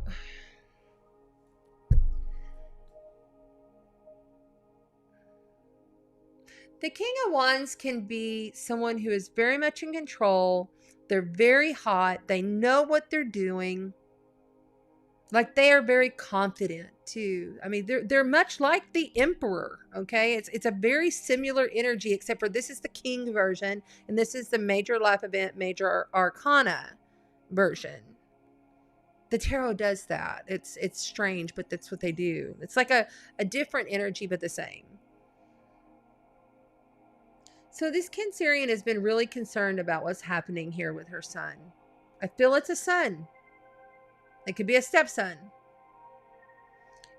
I really feel like some kind of news from someone outside of her is going to come in. But there's some kind of trickery going on within the church. I don't know if there's something happening at someone's local establishment, someone's local church, or someone's local where they go, their community. Maybe it's just a spiritual gathering or whatever, because this isn't just about the church. It's about all spiritual things. But it also can be about religions. And I feel like I don't feel good energy from this King of Wands. Normally I do. I feel good energy from the Emperor. Okay, I need a clarifier on this, please. So I'm going to pull in the mini deck. Already been cleansed and ready to go. What is the trickery about with the spiritual community and the King of Wands? Give me clarification on the last row. Give me clarification on the last row, please.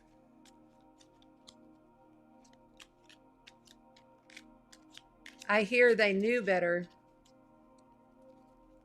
They knew better is what I'm hearing. Okay, I'm not taking these reverse. Got to be able to see them. The Empress.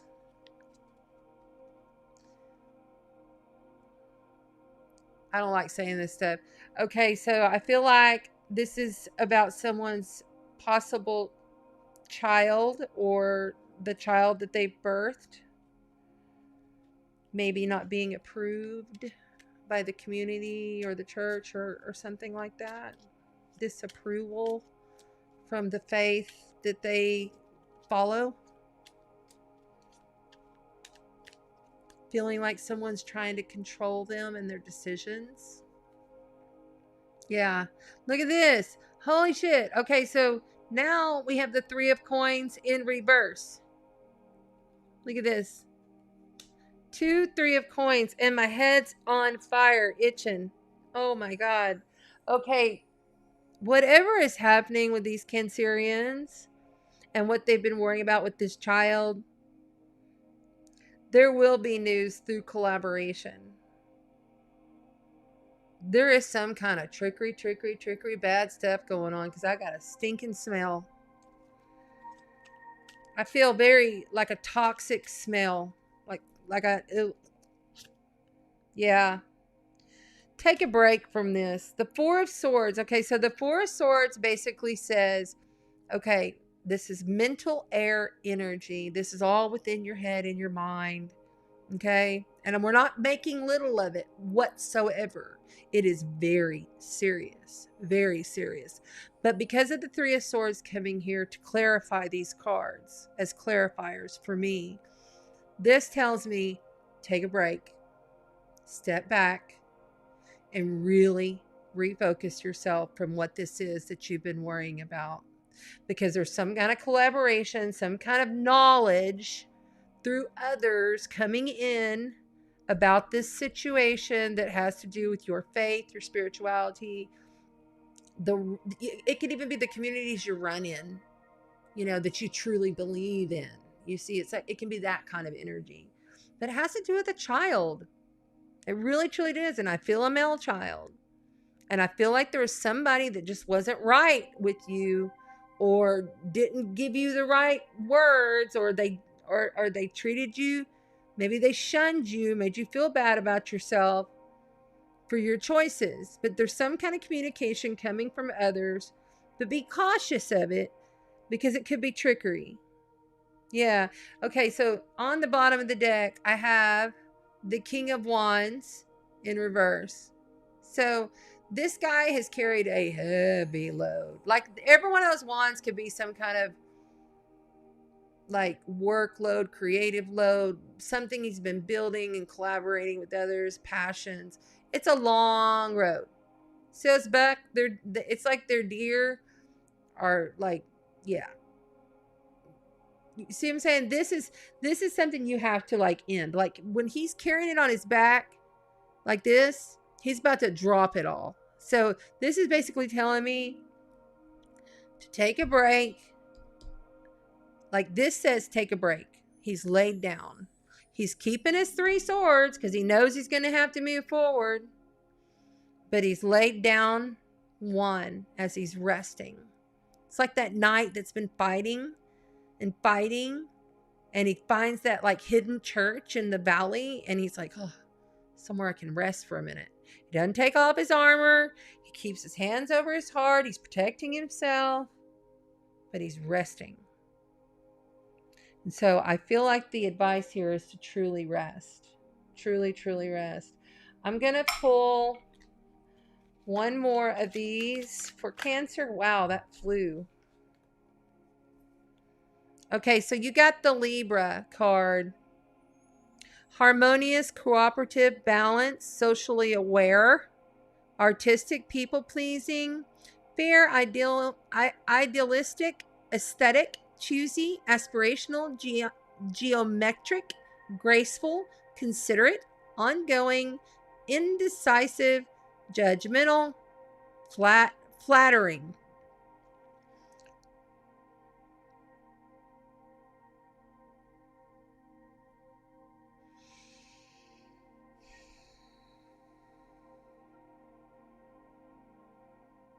Whoever did this, said this, made you feel this way, and has continued to make you worry about your kid is an asshole. Full of themselves, egotistical ass. And I don't like them. And I want you to rest. And I want you to drop this. And I want you to wait till Libra season to really move forward on the decision that you need to make. Cancer. Libra season. That's just a couple months away. So whatever this is, if you can, rest on it. Drop it. Let it go. Because, you know, this is the thing. Cancers, you guys are true alchemists. The things you create within your home structure, Cancers are all about their home. I mean, like, they got to grow plants. They got to have animals. They got to have that. They'd rather be home than anywhere. That's Cancer. Cancer is the mother of the zodiac, okay? So when I see this face for Cancer, it's like a worrisome energy that I feel. And if it's involving a child especially, I mean, you want to talk about she'll rip your balls off and shove them down your throat kind of energy. Cancer would be the one to do it if you're messing with your kid. That's for sure. So, all right. So, thank you, Cancer. I hope that helped. These readings, sometimes they just kind of go many different directions, and I just have to follow what they say. All right, so now we are on to Virgo. Do we have any Virgos in the house? Please speak up if you're Virgo, so I know you're here, and I'll try to connect with your energy.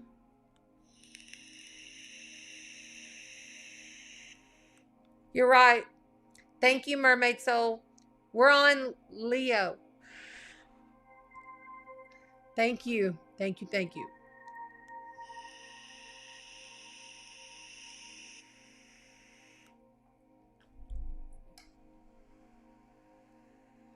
I need to so in this software I can play happy birthday music. There's all kinds of stuff. I've just got to learn how to do it.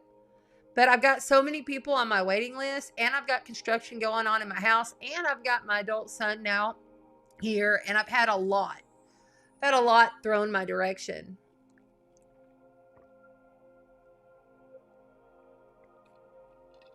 I do appreciate everyone's patience. I really, really do. I want to get this to where it's a little bit, it's shorter and it's more harmonious and easier for you to just go and look up your sign, you know, and I'll just post them. Happy birthday to you. Happy birthday to you. Happy birthday, dear Leo. Happy birthday to you. I love me some Leos. So I got this redheaded friend who's a Leo. Her name is Jen. Oh, excuse me. And her birthday was today. So happy birthday, Jen. If you're listening on the replay. Amber? Really? Your birthday's oh no, your birthday's this weekend. You had me confused. Like, it's mine today. I was like, what? You and Jen share a birthday? Okay, Leos. You guys are ruled by the sun, and the sun is so happy to be home with you. Oh my goodness, so happy. Mars is at 29 degrees. Mars is our ego. Mars is war, power.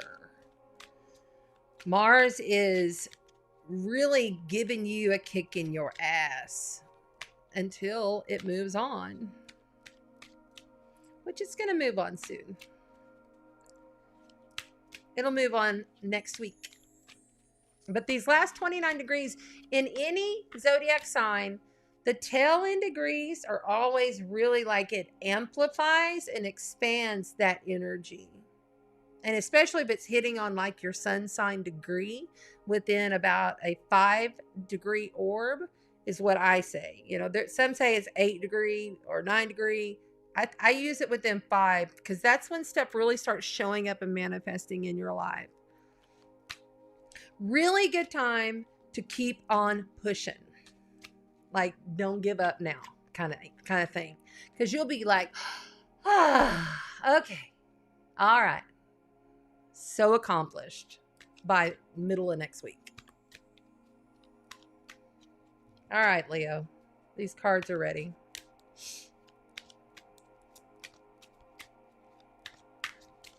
Leo, now in the live and in the replay, all Leo energies appreciated. My ears are ringing high. Whoa! Okay, so we've got the sun in Leo. And by the way, we've had the sun card pulled every single reading. And we're on the 5th sign of Leo. Ruler of Leo, the sun, pops out. First card out. I get excited about stuff like that.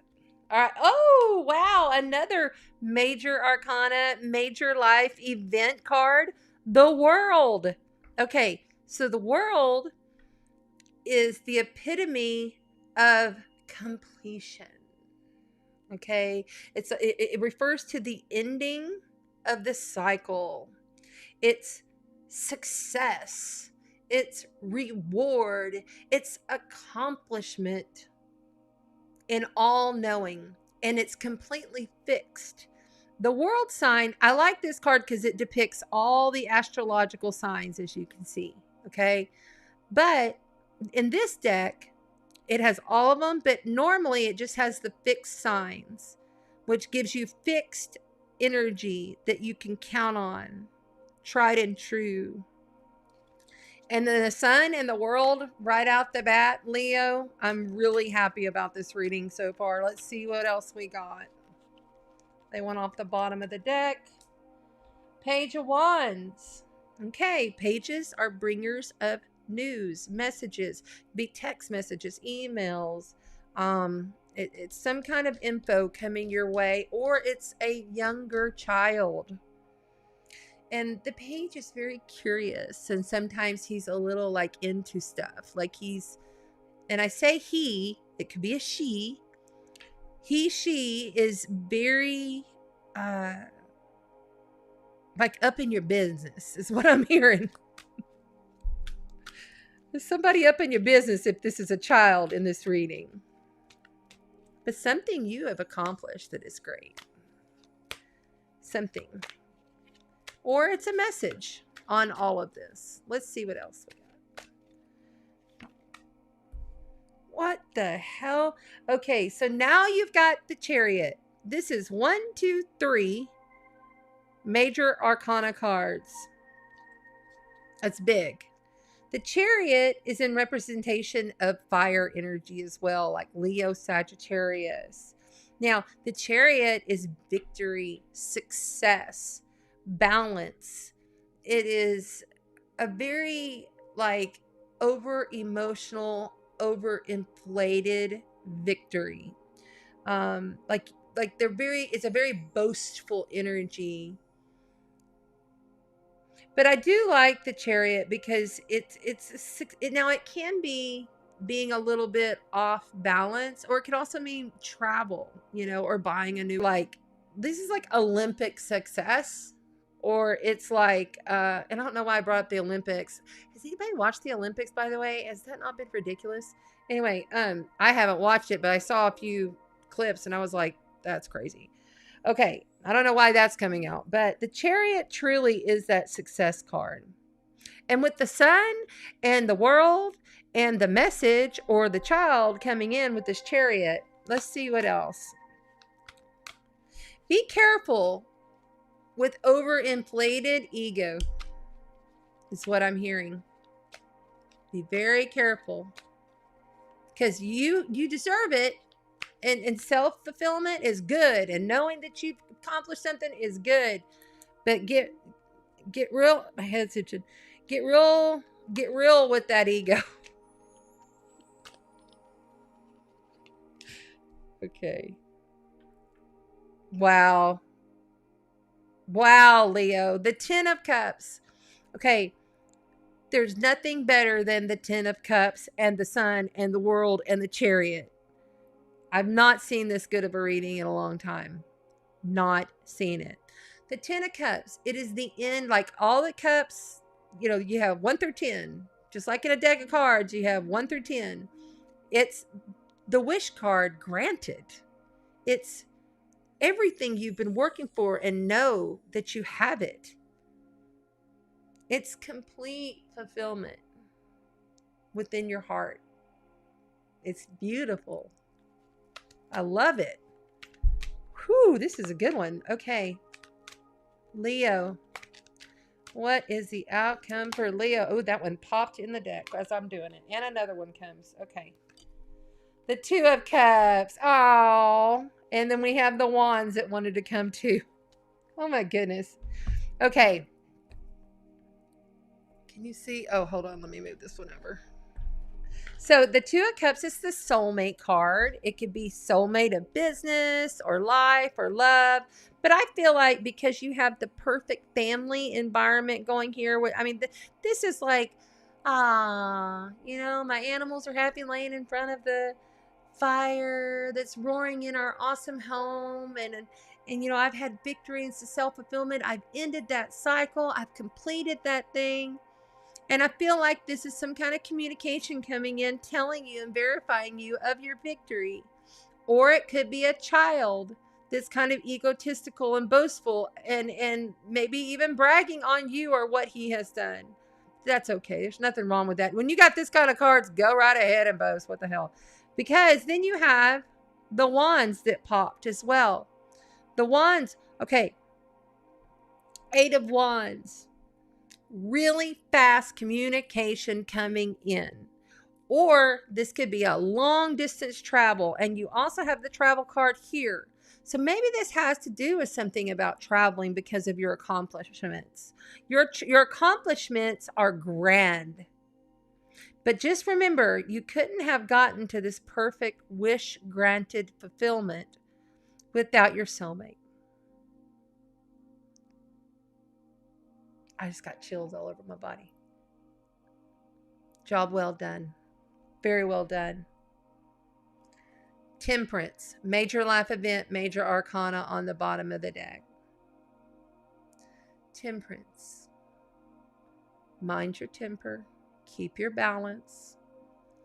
Stay balanced within this world and within the others. You see what I'm saying? Like, so whatever world that you're creating in, whatever this is that you are successfully like a motherfucker doing, Leo, we want to make sure that you continuously are keeping an eye on the other worlds as well. Like, in other words, don't get so wrapped up in what it is that you're doing that you forget how you got there.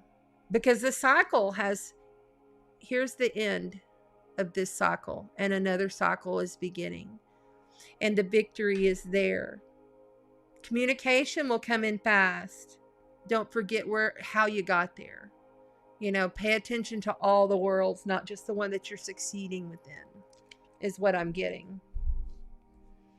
I love it. I love it. I'm not even going to pull a clarifier card or an oracle because that was so good. That was so good. I haven't had that good of a reading in a bit. Very good, Leo. No real, I mean, like maybe you just kind of check the ego a little bit is what I'm getting. But hey, when you have that, I mean, when you have that kind of stuff, it's okay to talk good about yourself. It's always good to talk positive about yourself. Just know that it's coming from a place of love. Like, I'm super, what just popped? The Hermit. Okay, it's telling me to move on. That's the Virgo card. Okay, I'm stopping. Thank you, Leos. Thank you. Now we are on to Virgo. Virgo, practical, beautiful, healing Virgo.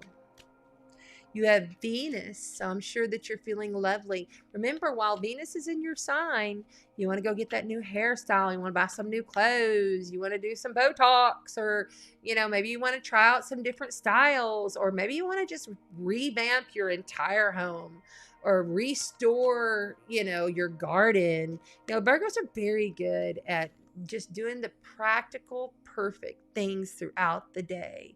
They organize well. They're just very poised, beautiful individuals. You know, right now is the perfect time for a detox for you. It's a great time to really get out and cultivate whatever it is you've been growing in your garden, which I know you've been growing something, because most all Virgos got something they're growing in their garden.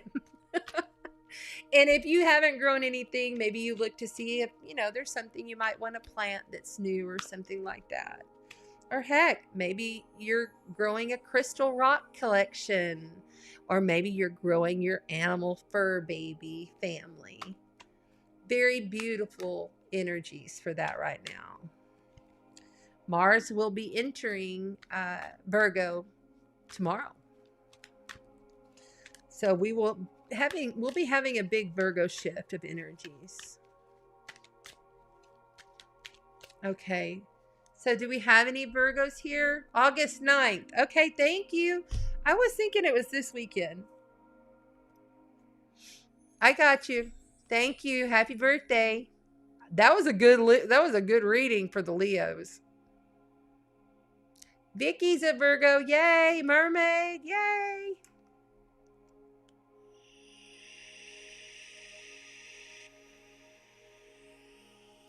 I need nicotine. Okay.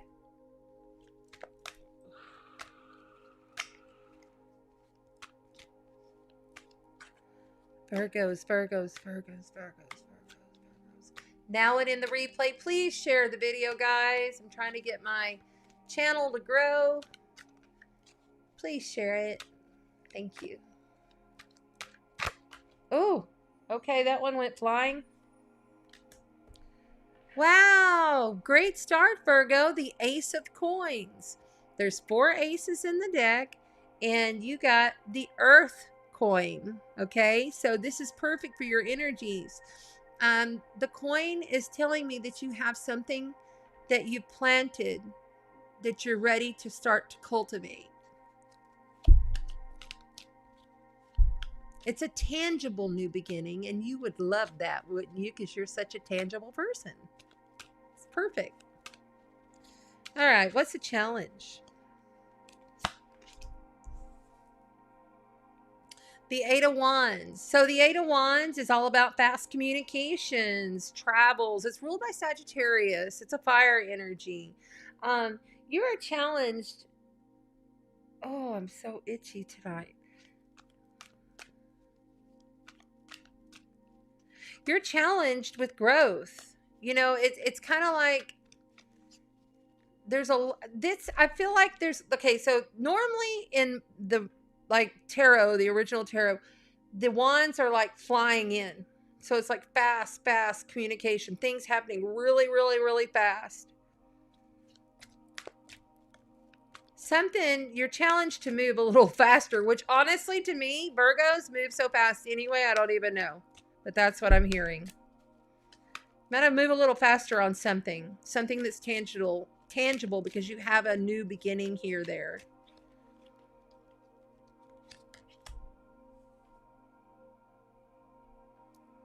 Nine of Cups. This is something you're going to be doing solo, I feel. This is not something that you're going to be working with a lot of people on, although you may be getting communication from others, assistance, I feel. But this is something that's going to like seriously fill you up. Like the Nine of Cups, she's very fulfilled in her life. She has everything she needs. She has plenty of food to share, and she loves sharing it. She loves being able to give. She's a big giver. She's a celebrator of life. She does it solo mostly. I got my cards flipped up.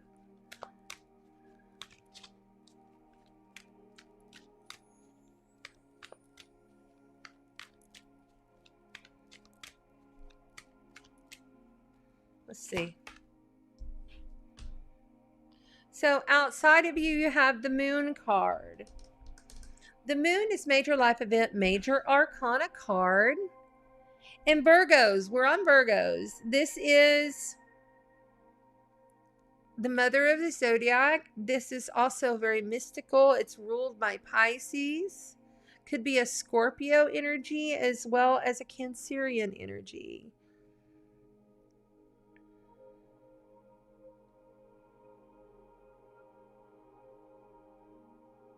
It also screams to me something's hidden. You're not seeing something. You know, a lot of the time when we have the full moon, it shines the light. Okay, so it's actually revealing something to us. And I feel like something will be revealed to you because there's been something hidden having to do with this tangible new beginning that you'll have some kind of communication coming in on very soon. Fast communication. And it even could be something that you're building, that you're communicating on with others, but I still feel very strongly it's a solo thing. All right, we just had this one pop. The Four of Coins. Okay, so the Four of Coins, this guy, he has plenty enough to give. This is earth energy as well. Coins are earth, okay? Has plenty enough to give. This gentleman, he's holding on to everything with dear life, though. Like he really truly, like he counts every penny, you know, kind of person. He needs to learn to release. That's his problem, is because he's a balanced individual and he knows he has everything to offer. But for some reason, I feel like someone's really holding on to something. Like they don't want to release and let go. I feel very much of a lack. Like, I have all of this stuff and I don't want to lose it, is what I'm hearing. But something isn't being seen. There's something that's going to be revealed having to do with this tangible new beginning. It could even be a love relationship. Tangible doesn't just mean work. Although often the coins depicted put you in the direction of work, or something that you're creating. It doesn't have to be like your work. It could be something you're creating at home or within yourself. But I feel like it's like something needs to be let go in order to receive. In order to receive this, you must let go. There'll be a revelation here. What's the outcome for Virgo? That one. All right. Walking away. Okay, so you have the Eight of Cups as the outcome here.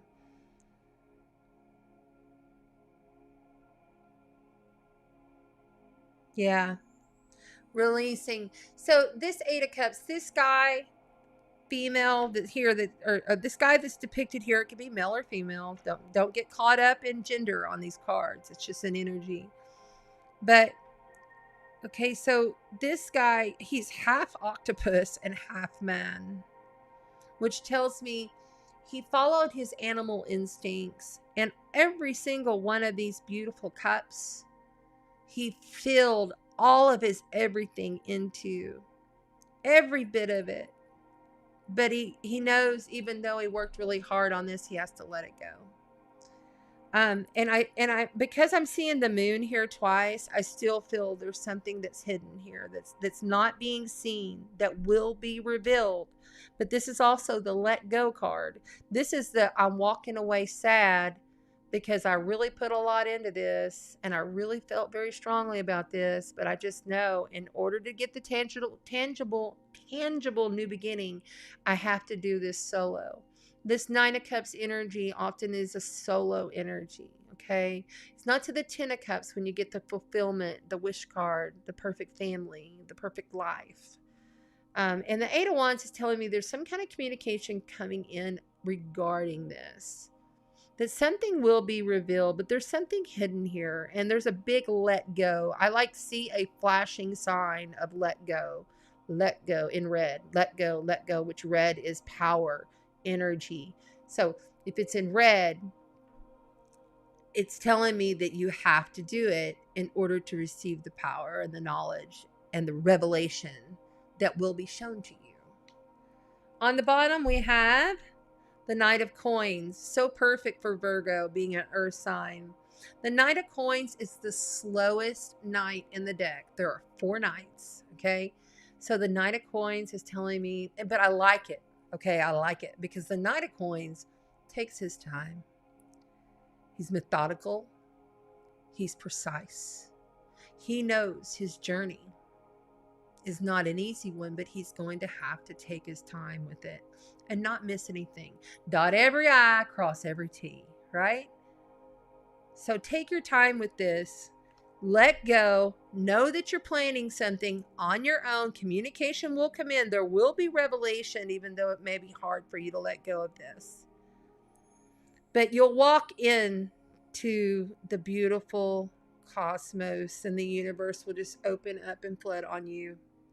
I feel that very strongly. Yeah, look, right underneath on the bottom of the Nine of Coins was the Judgment card. That's the second chance card. This is Archangel Gabriel, and he is raising the dead, pulling us up out of these physical flesh suits and bringing us back to the universe, source creator.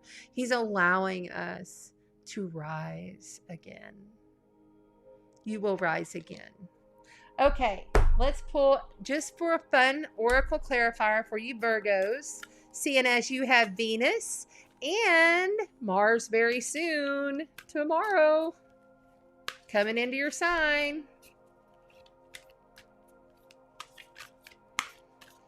Virgo, oh beautiful Virgos, heal yourself. You can do it. Have faith. Ground. Jump in. Andromedan energy. Adventure. Say yes to change. Yeah. There you go. Say yes to change, Virgo. Say yes to change. time. I kind of like, I feel a little sadness, but I feel joy at the same time. Because you got to let go of whatever that was. Whatever it is, in order to get that new beginning. It's time. And the moon, you know, something's hidden there. Pay attention. But as soon as you let go, it'll be revealed.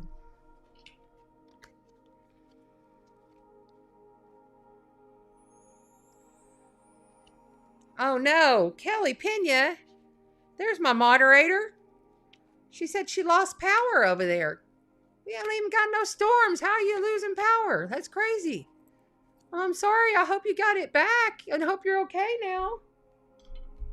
Good grief.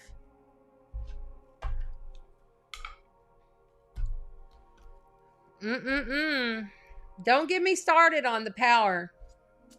Okay, just fair warning. Everyone, please invest in a Generac if you can afford it. Or invest in some kind of a generator. Truly. Even if it's just like a small one that can power your fridge. Because I very much foresee in the future astrology lots of these rolling blackouts and stuff happening. That's the next thing they're going to start pulling. Lots of shortages. Buy what you need. Get what you need. If you know there's some certain vitamin, or there's some certain medicine, or there's some certain even foundation, or whatever it might be, if there's some staples that you know you eat, or your kids, your husband or wives, whatever, get it. Get 2 of each minimal. Because we're going to start having more shortages. That's the next thing I feel that will come about. It won't last as long. And it's not going to be hair on fire, toilet paper shortage. Just said ass on fire, right? Toilet paper shortages. I'm sorry. I have to laugh about that stuff because that was just crazy, right? Who's Aaron? Jerry Lynn? Was that for your son? Oh, why am I shuffling these little babies? Well, I do need clarifiers, so we're going to move those. Okay. We're going to come on back to these other tarot cards. We are now on to Libra. The lovely, lovely Libras. I love you, Libras. I'm Libra strong. I have Venus in Libra, which is the ruler of Libra.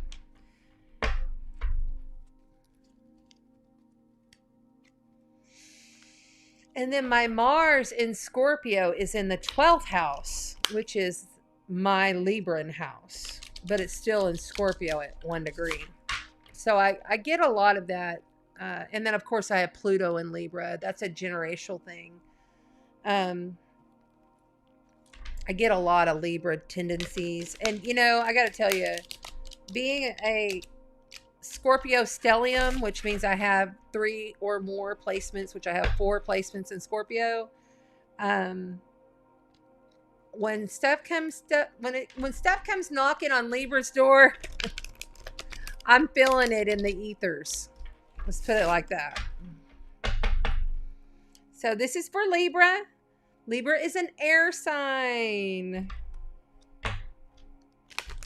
All about the intellect, communication, and balance.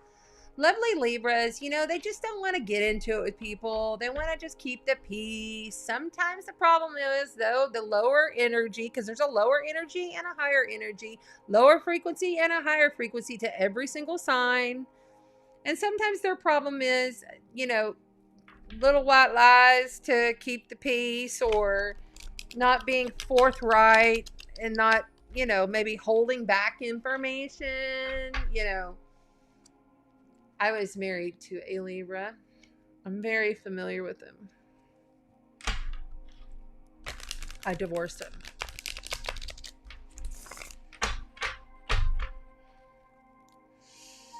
All right, Libra, they're saying cut the deck. Strange. Not all of Not all my reads do they want me to cut. Sometimes they just start popping. But I guess because Libra wants everything fair and just, right, Libras? We got to make sure it's all on the up and up, right? Right. So do we have any Libras in the house? Are there anybody here? Okay, then, Libras, talking to you in the replay. You have the Three of Cups, the celebration card. Sometimes it's all about like a threesome, maybe an extra coming on in. But these are like three ladies who are celebrating. They've gone out on the town. They're having fun. They're enjoying themselves. You know, that is where we're starting with this read. Coming in is this Knight of Swords. Handsome man coming in to save the day. Although the Knight of Swords, you know, he's all about the intellect. He's a communicator, and he's bringing in some kind of a message. And because he's facing these ladies, I feel like because the eagle is flying in here, there's a lot to be found out within this communication or within this union with this other man. I hear other man. Okay, so maybe he's married. Okay, so we have the High Priestess, major life event, major arcana card for Libra. Now the High Priestess, she knows everything. She keeps all of the secrets of the universe. Like, she knows the Akashic records. She is all wise in everything mystical. Okay, she's balanced. She's an alchemist. She's the free thinker of the newest beginnings. Like, when things begin, that's her. She's like literally dancing with you in the cosmos. But she can also be representation of a secret. Let's keep going.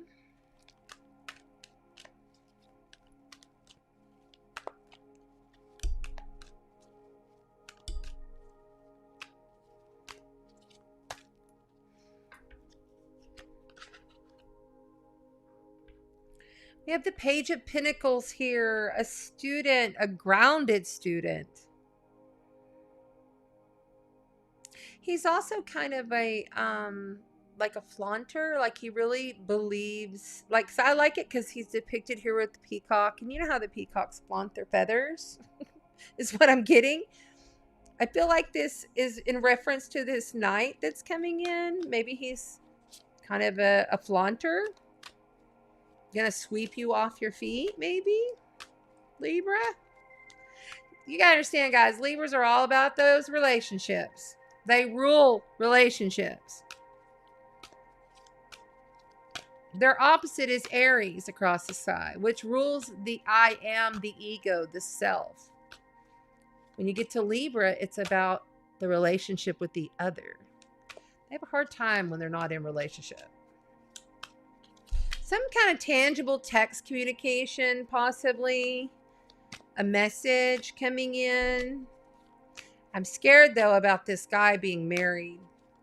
Because when I see this, this, and this, and then this lady's just floating her ass into it while his back is turned and he's going over here, it's just telling me, yeah, okay.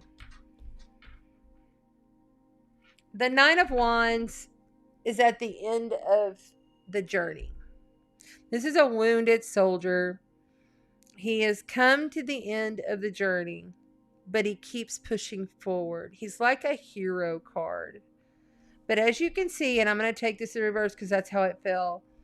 As you can see, the Nine of Wands in reverse is less than a hero. Like, he's the guy that gives up and says, I'm walking away. I'm done with this. I feel very much that you're seeing somebody, or someone around you is seeing somebody that is married on the sly, and there's a little mischievousness going on here. Somebody's like got a side gig going. Libra. Sorry to tell you that. It might be you. Sorry, but I gotta say how it comes through. Okay, this card's popping. Yeah, the Seven of Pentacles. It came out upside down. I'll turn it this way so you can see. The Seven of Pentacles is earth energy. This is a woman who has worked very hard on her orchards. She's planted trees. She's grown the trees. The fruit is ready and it's ripe. So she's brought her basket. But as you can see, they're not falling off the basket. Okay, so she has to wait a little bit longer. It's my you got to stand there and wait a little bit longer card. So with your outcome being here, okay, so somebody's cheating. There's a married man here for sure. I just feel it. And the Chariot victory card on the bottom is telling me that you really like, this is a victory card, but this is also a card of like moving on, leaving, getting in your vehicle and driving away. But it's also depicted by Sagittarius. And I'm sorry, but Sagittarians, they love to have sex. And I feel like there is some kind of a male here that truly is cheating, or is a married man who is cheating with someone else. And that the high priestess is just like falling for it because she's blinded by her heart. See, this woman just barely has her toe up in the water. So she has just this much emotion, but the rest she's just floating in the ether. So like she's just oblivious to the whole shit. And this Page of Pentacles is like, okay, I'm bringing you the info. You're about to get the text. This is something that, you know, this guy's a loser. He's not a hero. He's not going to stand the ground. He's going to go on back. And sorry, but, you know, there's no more waiting around on this. You've got to get in your car and go on this. You can't. The victory will not be held. In other words, like the victory is not going to be held. Okay, let's get a little clarification, shall we? Let's get a little clarification on this fellow or this female. This energy that's cheating. I'm keep on getting a vibe of a bar scene. I'm getting a vibe of chicks just going out and having fun, and this person met this person, and then the next thing you know, he's married, and yeah. Oh my gosh. Okay, so 3 cards popped and fell by themselves. So we have Mercury, Scorpio in the 5th house. Okay, yeah. The communication is coming through, which was depicted here with the Page of Pentacles. There'll be communication that comes through on this. If you don't already know about this guy, the Scorpio truly is the animal. Like really, like it says it right there, the animal, okay? Scorpios are like sex dogs. I should know. When I was married, that's exactly. So, but they're also transformative, you know, we alchemize things, and we go through more death and rebirth in one life, like literal, and like, you know how we have these little deaths as we go throughout life, which evolve us up. You know, this guy, he's just not going to do it. Like I can see the snake all over him, which is also an archetype of the Scorpio. But this guy, 5th house, passion, that's all this is. It's just passion. It's really hot, badass sex. It's not going to go the distance. This guy's not your hero. He's not going to stay. He's not going to be the one. Sorry, Libras. But he or she is not it. Open your eyes. Pay attention. Listen to the communications. Read between the lines. The 5th house, okay, that's all about love and romance and, you know, going out dancing, having a good time. I can totally see this. Like I can see this vision of what's happening with you. If you're listening to this and this is for you, please hear me. Open your eyes. This guy is married and he is not going to be your hero. This is not going to be fruit that's going to bear. like for the whole season. Like this tree, it keeps on bearing fruit every year. So she keeps on going out there waiting. And then eventually the fruit is bared. But here, with it being in reverse, it's not going to happen. This Chariot is telling me you got to move. If you want victory, you got to move. There's no staying in this. And with these three, there's going to be some kind of communication comes in about this dog. And this is all it is. It's just sex. Sorry.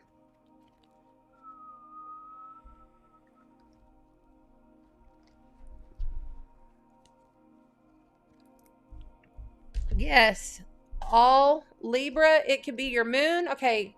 So y'all remember, you need to know your moon, your rising, and your sun signs. These could be for moon, rising, or sun. Each reading is for moon, rising, or sun. It's also if it hits you. Like seriously, if you're hit in your heart and you're like, oh my God, that's me, then it's for you. That's how energy connects. That's how the higher consciousness comes through. That's how you know. You could do this too. I do it, but I've been doing it for a long time. So just know that when you feel that, and I'm sorry, and I go back to me, and then I get going in the flow, and the shit just comes out. It just conscious channels on out of me. And I have to say what it is. And it sucks. You know, times are hard for people.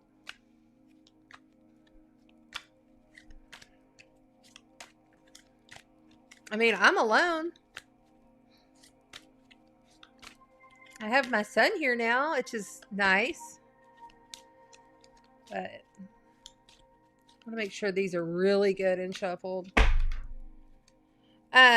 Please make sure you like, share, and subscribe. We are on to Scorpio.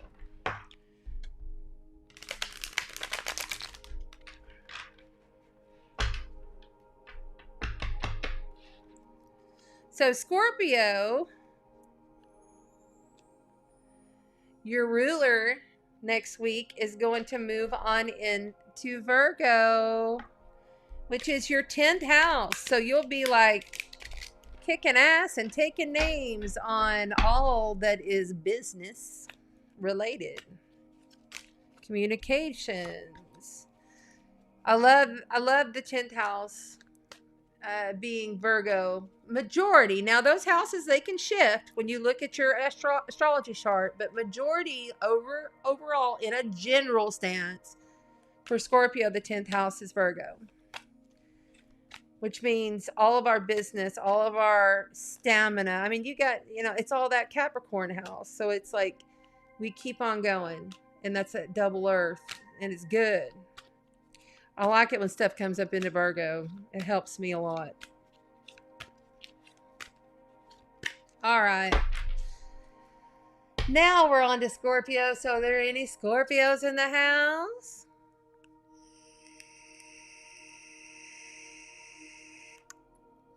Hey, Vicky, if you will type it out. I don't know if I can do that. Let me see. I don't know if Kelly's still here. Is Kelly here? She's my moderator. She's supposed to type all that out. But,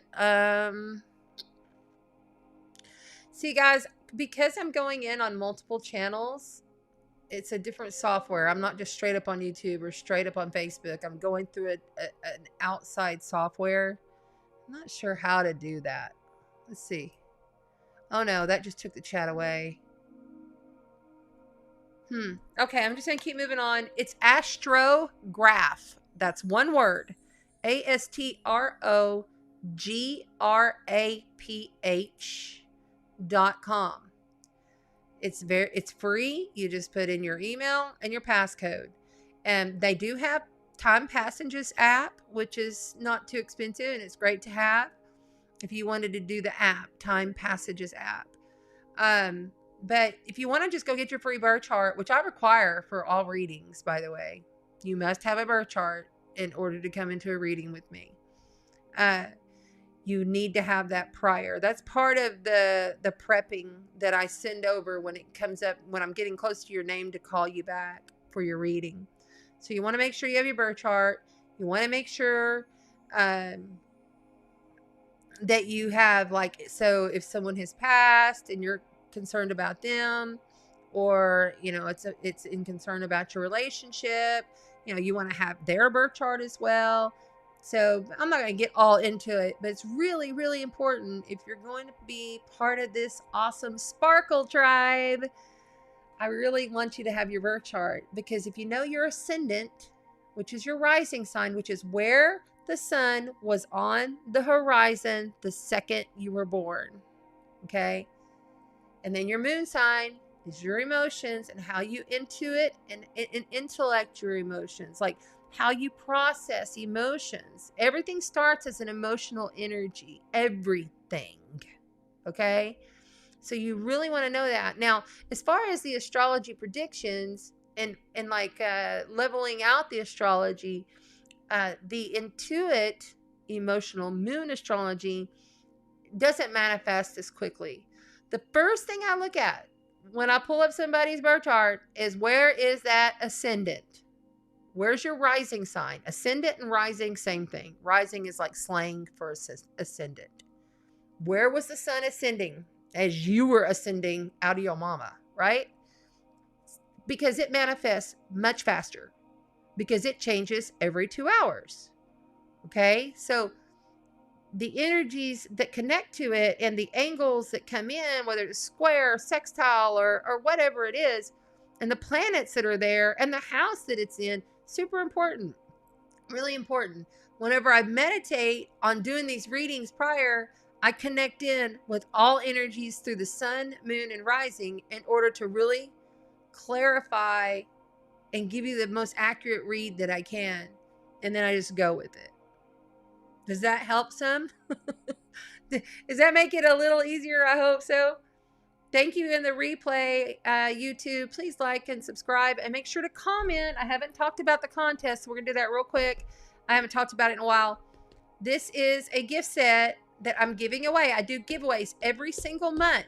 If you want to win this little Aquarius crystal gift set, see, all of these stones, and these are good size stones, really good size stones, represent, and they're in a clear cover there. They represent the Aquarius, and I'm sending them to a winner. I've already had 3 winners. No, wait, I'm sorry, 2 winners since I started the new channel, and they won other prizes. So this will be given away the next full moon.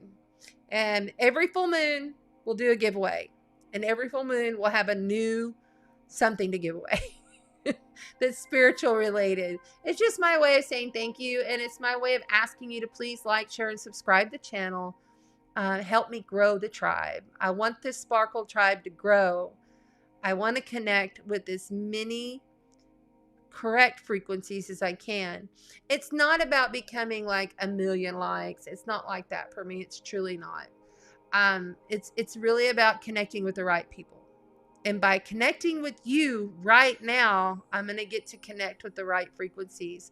And it's about me really, truly assisting humanity through their process of evolution. It's so important. There's so many people hurting. I feel that energy hard in my heart. And I just want to help and give back as much as I can. And I only teach to what I know. I only teach... it took me a long time to actually go on YouTube with all this, because, Scorpios, we like to keep to ourselves sometimes. But I have an Aries moon. So that Aries moon, thank God for it. It pushes me up out the door and gets me out. And I like to communicate. Plus my midheaven being in Leo. That's why I've been in radio for so long. And now I'm doing YouTube. So I really appreciate it sincerely from my heart. I really, really do. Yes, Pamela, we got a Scorpio in the house. Thank you for being here. Hi, Scorpio sister. I'm Scorpio as well. Nice. Well, let's get rolling on the Scorpio.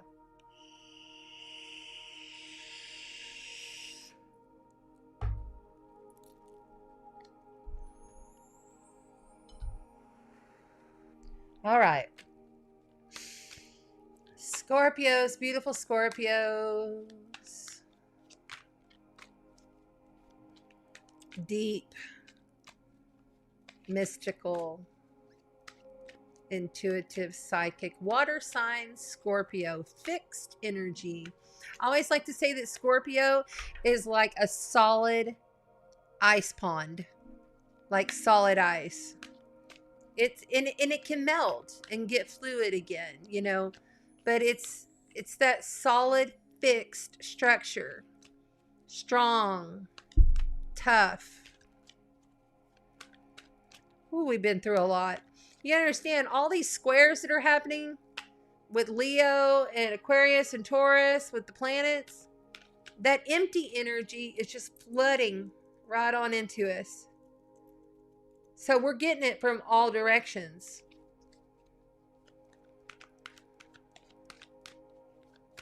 It's not easy.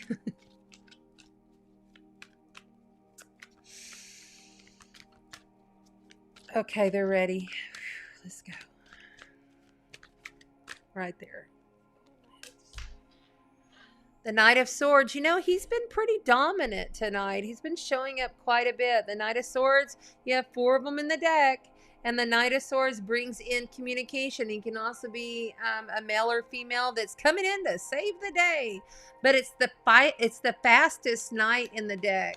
So it tells me things are moving really fast for you. What's the challenge for Scorpio? Ooh, that one popped. Oh, my head's itching too. I'm getting the tingles. The Three of Wands. The Three of Wands. This is my Law of Attraction card. And Scorpios are badasses at attracting things to themselves.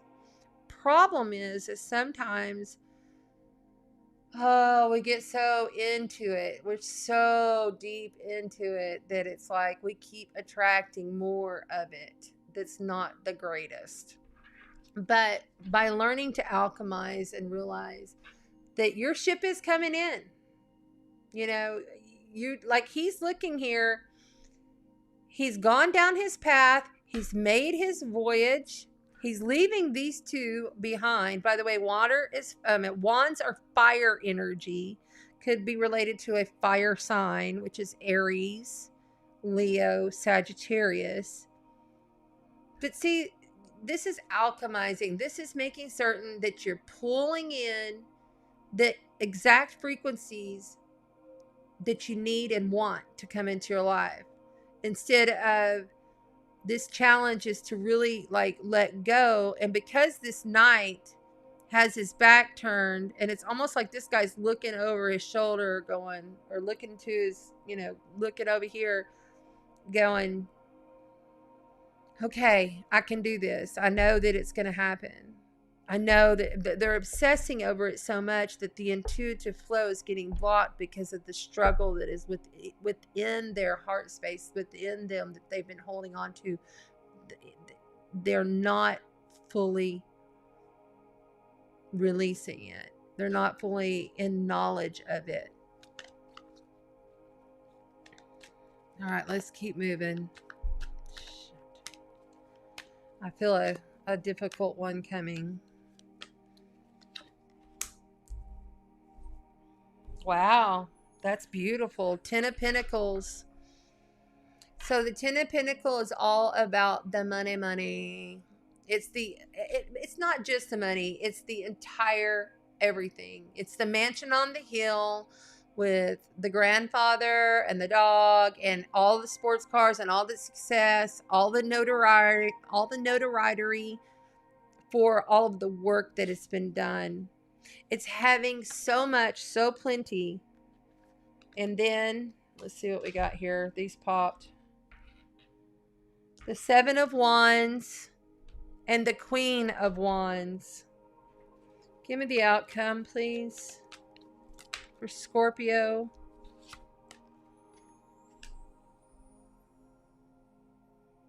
The Wheel of Fortune. The Karmic Wheel of Fortune, major life event, major arcana card for Scorpio. Okay, so this guy here, this is Wands energy. We have a lot of fire energy. So if you're dealing someone who's an Aries, Leo, or Sagittarius, this might be for you. Okay, so the Seven of Wands, this guy is standing his ground. He's protecting his property. There's a lot of things coming at him. Okay, a lot.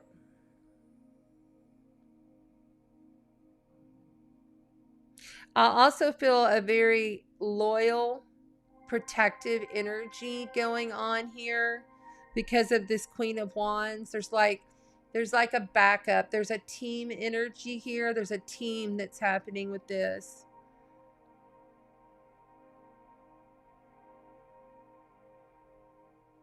Is there possibly might be someone's running away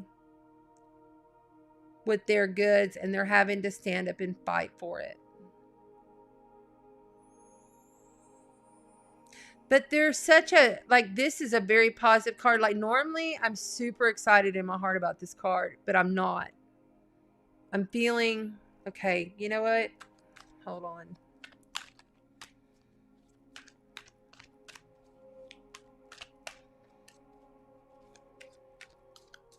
I'm feeling like there's a snake in the grass that's trying to get away with something here. And Scorpio knows it. Like, they know. They're not saying nothing, though. This one. Yeah, Queen of Cups. That just gave me validation that this is for the Scorpio read. You know, okay, can you see that? Let me scoot everything over a little bit so you can see. So we have the Queen of Cups here.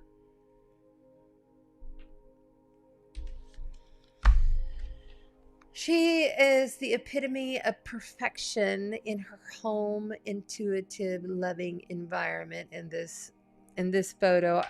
She literally, you know, like she's about to give birth. She's got her pregnant self standing there holding her fulfilled cup. The Queen of Cups here gives me the feeling that she's like longing. Like there's something she's longing for. And I feel like there's something she's wanting to fight for, truly. I feel like that there is a lot to be had here. Maybe already a lot of accomplishment here. But feeling so stuck down in within your emotions that you're not able to alchemize more.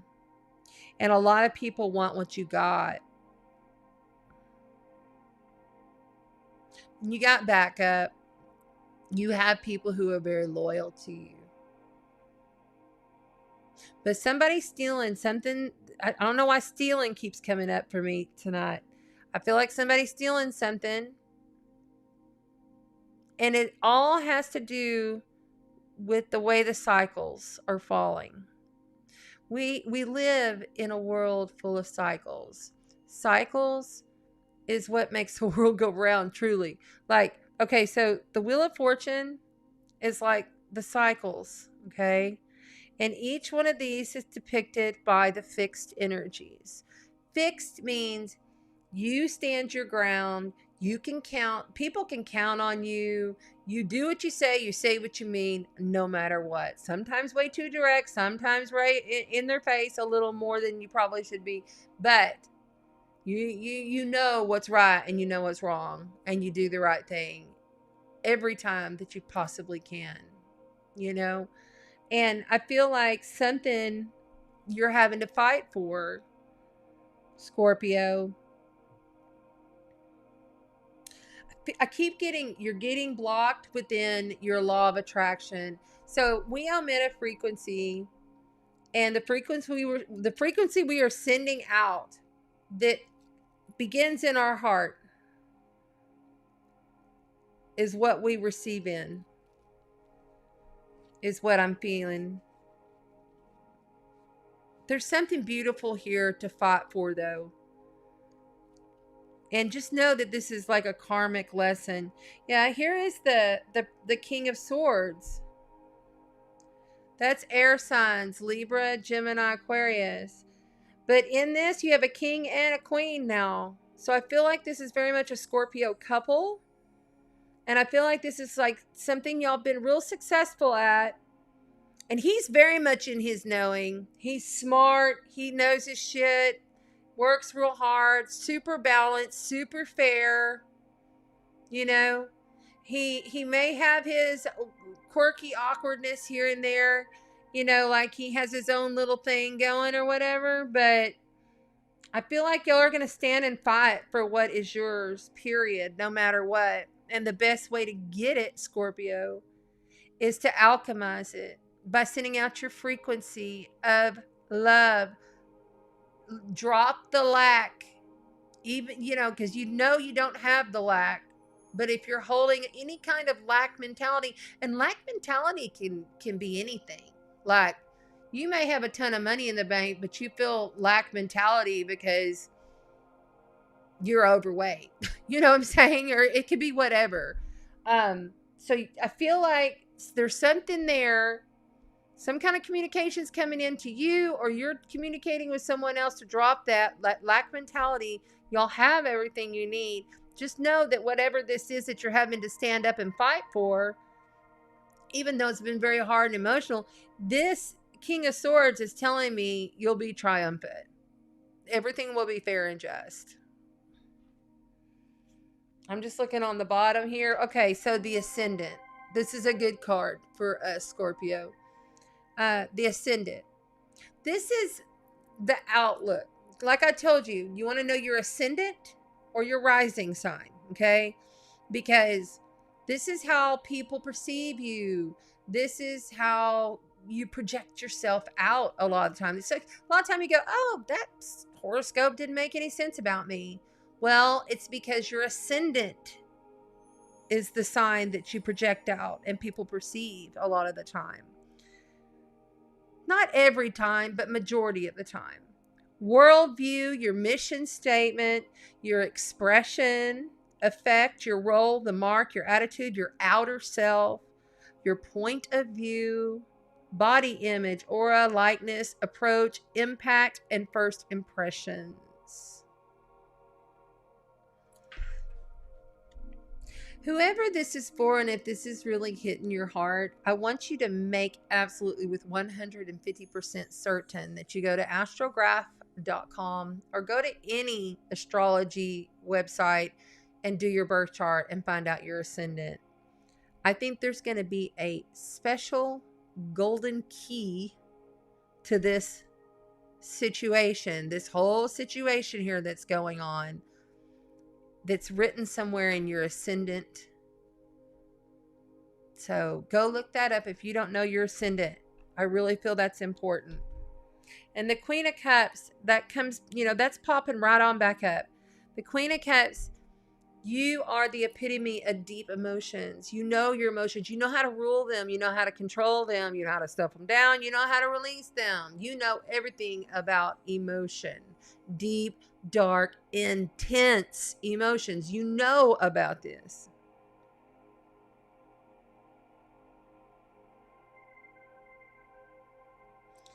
Continue to fight knowing it's a cycle. It's just a cycle. Tell yourself this is just a cycle. It's just a cycle. You got everything you need, but you need to put out the right frequency.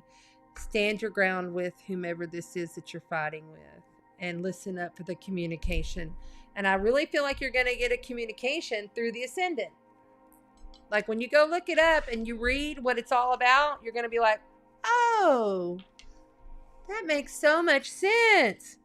If I have heard, I mean, seriously, I've heard that a lot. People are like, I had no idea. I'm like, now you do.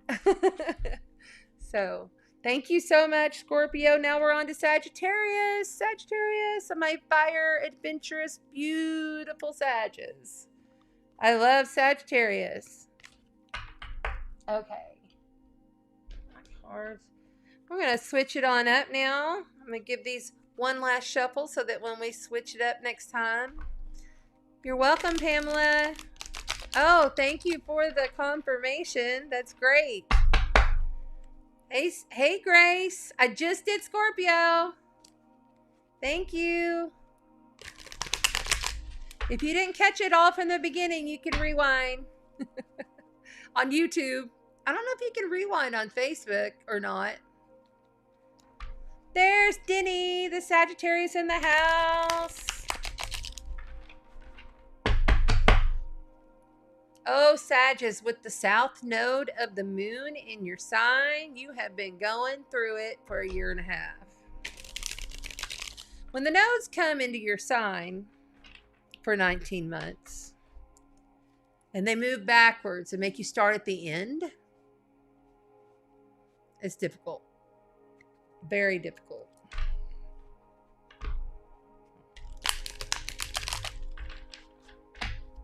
All right. Those will be ready for the next round.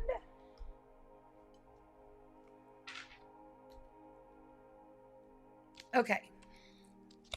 Sagittarius, fire signs, mutable, beautiful fire signs. The mutable signs are, they can go one way or the other. They're happy-go-lucky.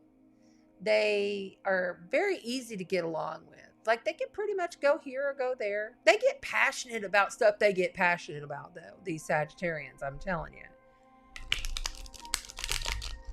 They want the truth. They are the truth seekers. They are the philosophers, the adventurers, the world travelers. So get this. So Sagittarius rules world travel. Gemini, their opposite across the sky, rules short distance travel, amongst other things.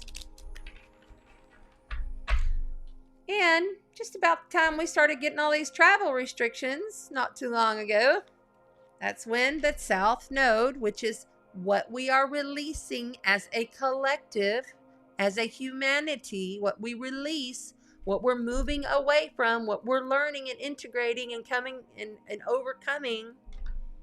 Sagittarius, that's what all we've been releasing. That's why I'm saying, as soon as, if you guys would just wait for travel, I mean, I know that you can still travel here and there, but it's going to be a pain in the ass, guarantee it. Every single person I've talked to, every time they've tried to travel, there's been some kind of bullshit come up. Because the South Node for long distance travel, now if you're just going to make a trip, quick trip here, quick trip there, that's fine. The North Node, it's all about your immediate surroundings, your community, your state, your province. You're okay there. The long distance is going to get wonky until January of next year when the South Node leaves Sagittarius. And what an accomplishment that will be for the Sagittarians. I'll be singing their praises. So any more Sagittarius in the house? Hey, hey there. Thanks for being here, Madness. Amen. Amen. You are Sagittarius? Is that what that means? Me. Ah, your husband was Scorpio, though. I see that now. Okay. If Kelly Pena is in the house, I don't know if she's still here or not. Oh, my goodness. Please tell me I didn't just... Oh, no, I didn't. Okay, good. Let me get a little sip. Yes, Amy, this is you. Yes, yes. So, rising, moon, or your sun, your rising, and your moon sign. What in the world is going on here? Hold on.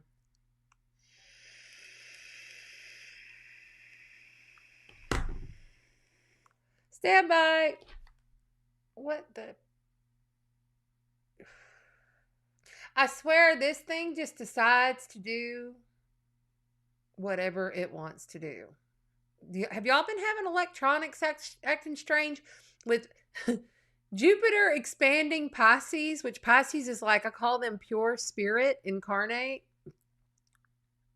Okay, there it comes. That was weird. Okay. Turn it down. Anyway, a lot of weird, funky things been happening around here and around me. Been seeing a lot of things, been feeling a lot of things, and it's just the way it is.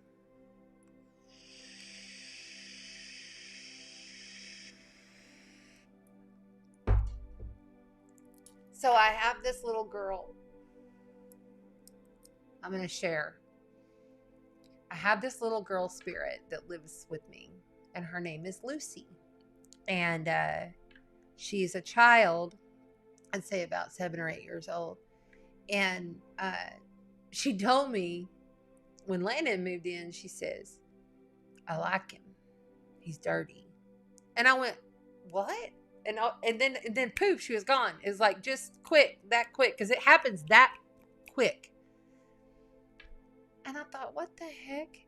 And so this morning, I woke up in tears. I had some really difficult dreams last night. And then I started tuning in to a lot of it's collective fear, because I process the energy and then I send it back to the light, send it back to the light, send it back to the light. And afterwards, I'd remember her saying that. It popped in my head, as I'm getting up and moving. And so later in the day, I'm reflecting on this. I'm taking my time. I'm doing my thing. And I get up and I'm doing my thing. And something tells me just go upstairs and hug Landon. And so I go upstairs to my son, who's been through a hell of a bunch of trauma, like a lot of trauma. And I just hugged him. But then I looked around his room and I'm like, what the F is going on with this room? I keep a pristine house. If you know me, you've been in my house is clean. I don't do messy. And it was funny because then afterwards, because we got into it a little bit, because he didn't like me coming in, telling him what to do. I mean, God, he's an adult. But still, it's my house, and I consider my house like my womb. Like, I birthed this thing, and I worked real hard to get here. And I mean, like, to get everything and decorate this whole house and buy everything and everything that I've done is just a lot. And I work on the energies of my house because I work here.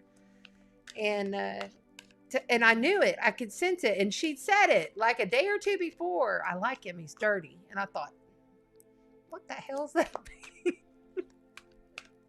So that's just one of the examples that's going on around here. Thought I'd share. Okay. Hope you don't mind. Sagittarius.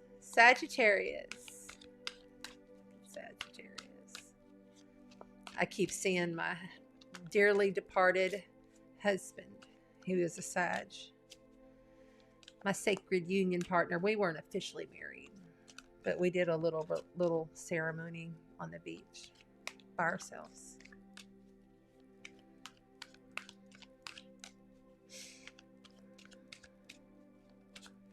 He's a soulmate. There it goes. Pops. Boom. Okay, Sagittarius, you are bored. This is the boredom card. This is the 4 of Cups. The 4 of Cups. So this fella, he's sitting under a tree. And he's not even really paying attention. He's even asking himself, do I even really want this thing that's being offered to me? He's got 3 full cups down here. Cups are all about emotions, self-fulfillment, how we deal with our emotions, what we hold and value through emotion. Okay? And he is not feeling it. The light's in the distance, but he's not even paying attention that it's there. Yet another one popped. And we have the challenge position here, which is the Ace of Coins. Only 4 of those in the deck, remind you. It's a seed. It's a beginning. It's a tangible new start. A tangible new beginning is being offered here. But you're not really liking it. And you're kind of bored with it. Maybe you're not seeing it for really what it is. Sagittarius. And then we have The Sagittarius card, 8 of Wands. Something coming in fast, but what are you aiming at, really? It's almost like you're kind of sitting deep in contemplation about things, and there's things that need to come your way, and you know that you've got some things, but you're not really feeling it. And I don't think you're seeing it. I think maybe you might even be aiming in the wrong direction. Yes, a lot of stuff has been moving really fast, but there's just an off feeling. I get it, just a no kind of feeling. Let's see what's outside of you. Jeez. Okay, that just popped. We have the Knight of Swords, the Ace of Cups, and the King of Wands. Okay. The Knight of Swords is someone coming in fast, someone bringing in communication, someone who is depicted as the hero in your life. The Ace of Cups, which is very interesting. If you can see here, you have the coins and the cups. You have both aces. So out of 78 cards, you have 2 of the aces, which tells me that you have a tangible new beginning. You have something that's very tangible here within your like whatever it is you're creating, whatever it is you're aiming on. You also have it in love and emotion and self-fulfillment, as well as fulfillment in partnership. I feel something is very lost here, though, because this was like a lot of the time the Knight of Swords. I mean, knights, they don't stick around. They just don't. They don't stick around. They're not the tried and true, like the king. You know, I feel like there was something that came in that was offered that you were just like, I'm bored with it. I'm not doing this. Something or someone that came in that you were just like, I'm done with this. There's something better. There is something better. And the King of Wands here at the very end tells me that you have a fire sign energy that's coming in to remind you to not give up, to continue to aim, even though it may not be exactly as you like it or as it's supposed to be coming in for you. It may have come in and left real fast. Or maybe something's coming in and gonna leave real fast. But the King of Wands here, he knows his shit. Okay? He's successful. He's handsome. He's very charismatic, and but he's also very loyal. And he's very does the right thing by people most of the time. And in this energy, I feel like someone's coming through to let you know, to remember that there are tangible new seeds there that can be planted, that can be grown. But where is your aim? And are you really paying attention? See, up here in the sky, there is this cup, this massive cup from the universe that's like literally magically floating down towards this guy. But he's kind of like, he's bored with it. He's done. He's not super interested. But this King of Wands stands out to me because he's saying, follow your passions, follow your creativities, find out where you're aiming, and plant your seeds that'll give you tangible beginnings and beautiful emotions, beautiful heartfelt passions. Your intuitive flow within yourself knows where you're supposed to be aiming. Let's see what's on the bottom. Oop, that picked up. Oh, cool. The Star card, major life event, major arcana. That is the Wish card. It is the Faith card. It is the Create everything that's far and beyond whatever you would ever think of. It's like go way outside your boundaries. It's telling you there's everything magic here within these two new beginnings. To continue to aim and to have the faith.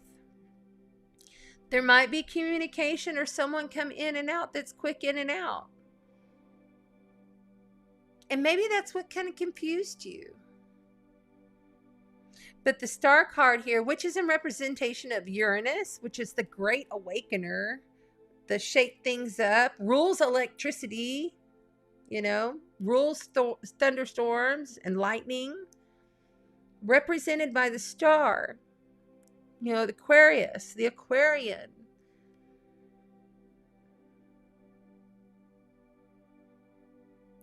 I think the boredom will go, and then whatever that was that you were like, okay, that was kind of, I don't know about that. I think that the more you cultivate your intuitiveness, your intuitive beliefs, your spiritual practices, your whatever it is, you could intuit art onto a canvas.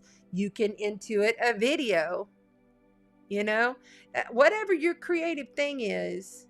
I feel like, because the King of Wands is very mastered in his creativity. He is all of creativity. He is creativity. And he's very passionate about it. I feel like that just keep the faith. This is your reminder that you have two very good cards here of tangible new beginnings. Let's go ahead and pull you a Cosmos card from the Starseed Oracle by Rebecca Campbell and Danielle Noel. I love these cards. I got them not too long ago.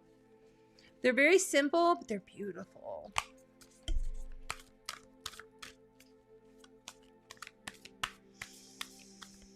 Oh, Sagittarius, give us an oracle.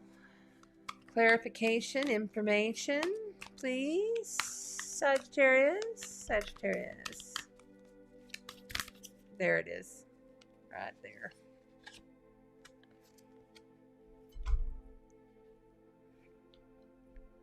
Wow. Okay. So basically this star card and this are almost the same, which is kind of just a double validation. Okay,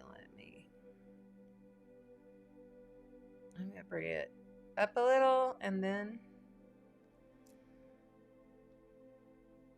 star bathing, light body, crystal grid, transmission, activation.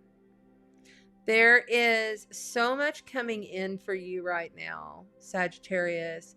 You're highly intuitive. Like, your stuff, Your crystal grid work. You might even look up Sagittarius. I want you to Google Sagittarius crystal grid work and see what comes up. Truly. Transmission. That's that communication or that guy that was coming in and out. Something's coming in and out.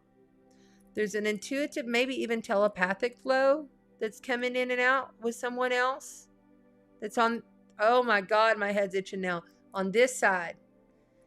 Okay, so yeah, there's some kind of there's something coming in and out for somebody out there, Sagittarius.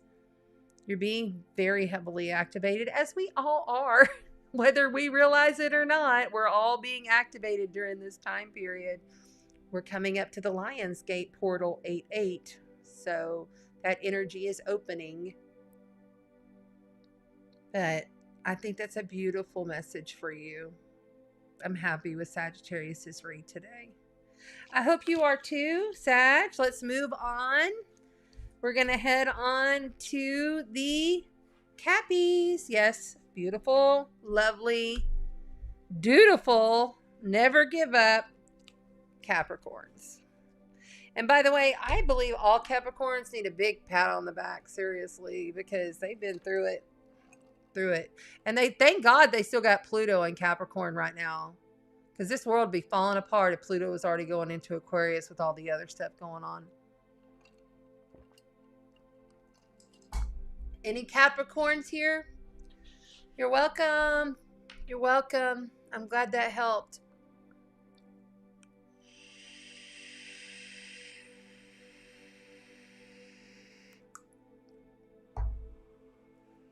This one's running long, y'all. It's what happens though when you do all 12 signs. It's just what happens. Capricorns, the goat. Cardinal sign, beginning of winter, the instigator, the deep. They are very psychic, very intuitive beings, but oftentimes they have a hard time allowing it to flow. Capricorns have sometimes, not all, but sometimes they have issues with allowing their emotions. Capricorns are the CEOs. They are accomplished. And if they haven't gotten accomplished, they'll get accomplished. Ruled by Saturn. Saturn is like father time, restrictions, blocks, but it's also structure and to get you to where you want to be. Oftentimes, Capricorns take a long time to blossom. You know, some of us that start life really early and have to grow up really fast. I know a lot of Capricorns that haven't. Like, they take time to get to where they're going to be within their soul's journey. Out of all the zodiac signs, I believe it's Capricorn that mostly is like your late bloomer for things. But in the end, they're always successful in whatever that they put their mind to. But sometimes they have a hard time alchemizing it and understanding the ether, you know. My North Node, by the way, your North Node on your actual personal birth chart is also your collective soul evolution and where you're going in order to complete your soul's mission. So when I look at your birth chart, I can tell you what your North Node is. My North Node is Capricorn, and that's where that came from. So I'm supposed to become a Capricorn, which is kind of cool because at the very end, when Capricorns ascend, they turn into a unicorn and fly away. They're the magical unicorn, their most highest ascended self. Like Scorpio's most highest ascended self is the eagle. All right, Capricorn, these cards are hot. Let's go.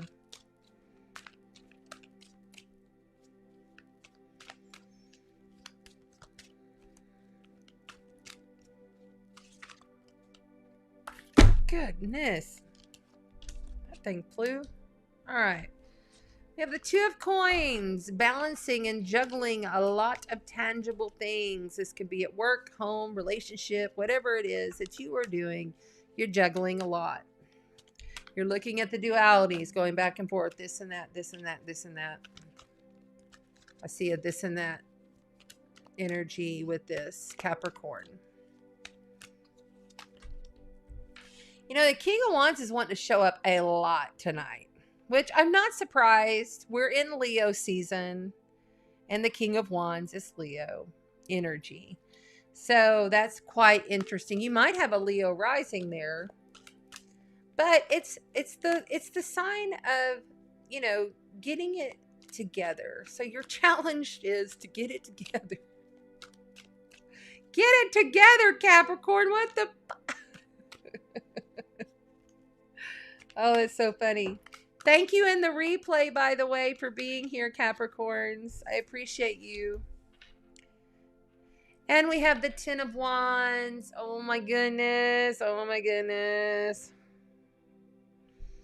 The Ten of Wands is literally the hero card. Like the severe, like, gone as far as you can go and still going and succeeding. Crawling out of whatever it is that you've been in. It's actually a perfect card to describe the Capricorn, because the goat just keeps climbing the mountain, climbing the mountain, climbing the mountain, climbing the mountain, climbing the mountain until he gets to the very tip top, and he flies away and becomes a flying unicorn. This Ten of Wands tells me that there's been a lot that you've gone through, and you've succeeded in a lot, but it's been a hard go of it. It's not been easy, but you're not giving up. You've been balancing a lot. looking at a lot, the dualities of everything. Being challenged to really tap into the creative source, the passionate source that lies deep within you, Capricorn. I'm seeing like a bonfire or a fireplace. And you're just kind of sitting by it and you're just thinking, and you're going back and forth with things, and you're trying to juggle a lot. You've been through a lot. That one wants to come. The King of Swords. So we have both kings here. Very strong energies. Now, the difference between the kings and the queens in the tarot is the kings more depict the mental mind, the actual structure within this three world. And the queens are the epitome within their suit of more of the intuitive flow, the heartfeltness, the more feminine, the sacred. This is very masculine energy. This is a very strong energy. You're pulling in a lot of your masculine in order to get through this, which is what it's taken. I can't talk. The King of Wands and the King of Swords here. Someone's either been here that's an air sign, Libra, Aquarius, or Gemini, that's here to kind of help you, because this is the outside of you energy space. You might have at Libra, Gemini, Aries, Libra, Gemini, Aquarius, air sign in your moon or your rising, Capricorn. Wow, transformation. That's the Scorpio card. We have death, major life event, major arcana. The death card doesn't always mean literal death. It could, but it doesn't always. It also means transformation, like literally learning how to completely start over and rise yourself from a lot of trauma, from a lot of difficulties, from a lot of strain. So you've been carrying a lot here, but you've succeeded and you've got to the end of it. And you're in your all-knowing here, like, because he's more of the mental mind. He's logical. He's balanced. And your challenge is to pull in the passion, the creativity, because you're juggling a lot. You might even be juggling two people.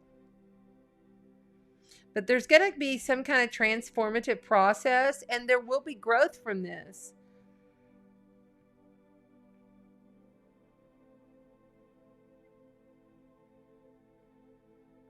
I feel like the shadow that you've been holding, like, because I keep seeing this fireplace and you're like sitting, and then there's like this shadow of you.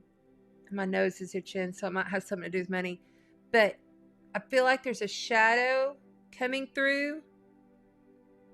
And I'm not talking about the inner shadow. I feel like there's like a shadow of you or a shadow of another person that's outside of you, that's been like with you this whole time. Almost like an entity. It could be a guide or whatever. But I'm seeing a shadow.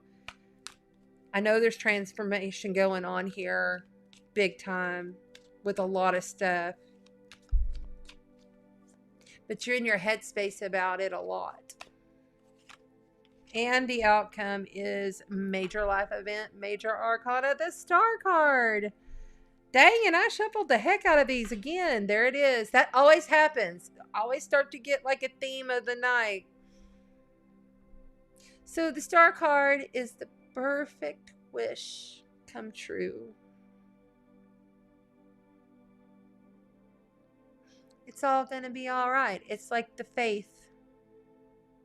Seriously, it's like the rebirth from the death card. It's being born again through your faith. On the bottom, see, there it is. There's the proof. On the bottom is the Eight of Swords. So, like, the Eight of Swords is all about us trapping our own self in our own thoughts, and really just like she can totally get out, you know. She could get out of this, you know. but she chooses to trap herself in her own thoughts. Instead of really allowing that passion to flow, after she's been through so much, it's almost like she just wants to sit in front of that fire. And it's okay to do that for a little while. Just don't live there. You've mastered a lot.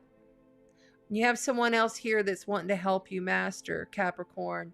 You are so independent and you like to do things with others and stuff like that. But when it comes to things like this that you're personally juggling, that you're personally in control of, that's like really something you put a lot into, obviously, from this Ten of Wands, that you must go ahead and, you know, there's got to be a death here of some sort.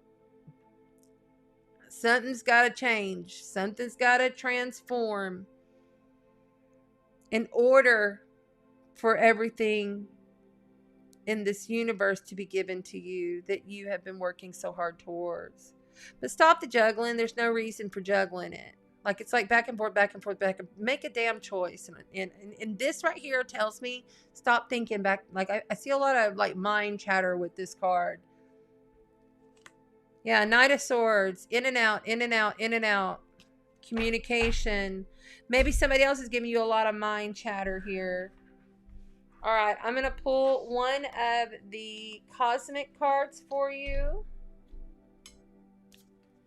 And then we'll move on to Aquarius, then Pisces.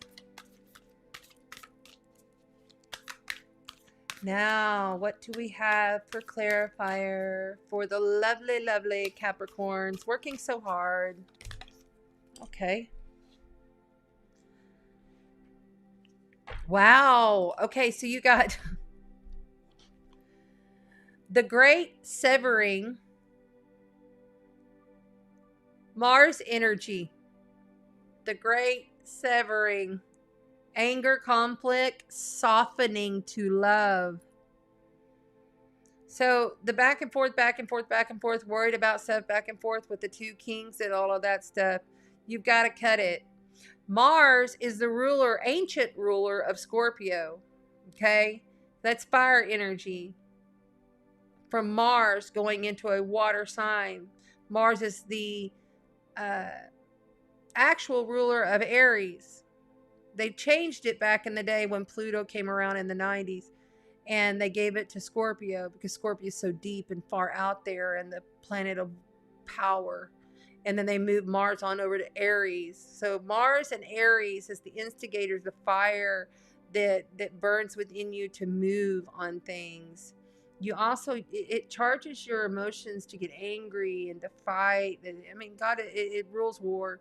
And so with this being said, if there's any of this that is hitting you, Capricorn, know this: it's okay to sever it. It's okay to get angry. It's okay to be done with it and transform it.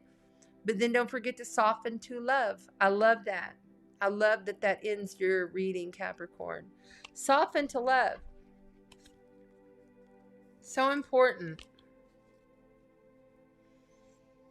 Just remind yourself to soften to love. I love that. Okay. Now, since we have these cards ready to go, we're going to jump right back in and go into our Aquarians. And look forward to Jupiter returning to join Saturn in Aquarius for all of the Aquarians. Yes, indeed. Lots of changes, lots of shifts happening. Lots of energies coming on.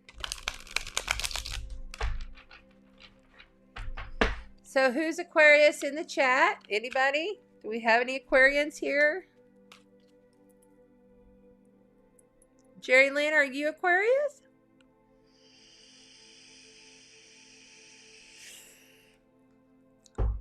Aquarius.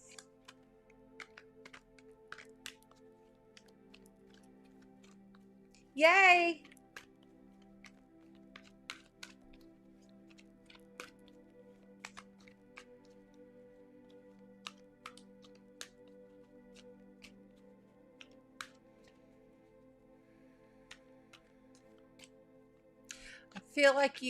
I feel like somebody that's Aquarius or connected to the Aquarius energy is having a hard time getting settled.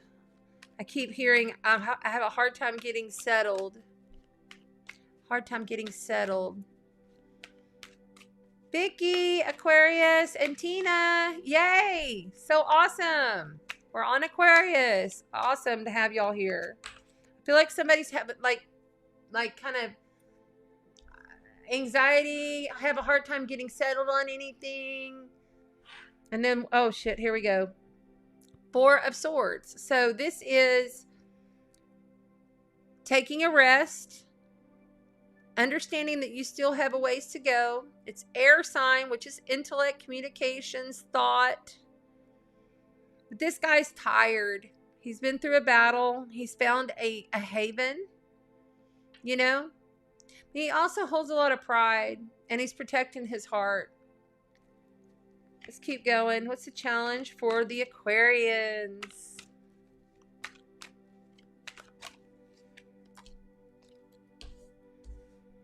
Okay. I'm going to show you this in the upright, but I'm taking reversals on this. This is Temperance. Okay. Major life event, major arcana card. Temperance, like this. Okay. As you can see here, she's completely like floating and suspended in the cosmos. And she has 1 cup of fire and 1 cup of water. Okay. She's balanced in this world, but not of this world. She knows the dualities blend and flow. She can ebb and flow with everything. She holds her temper. Mars card.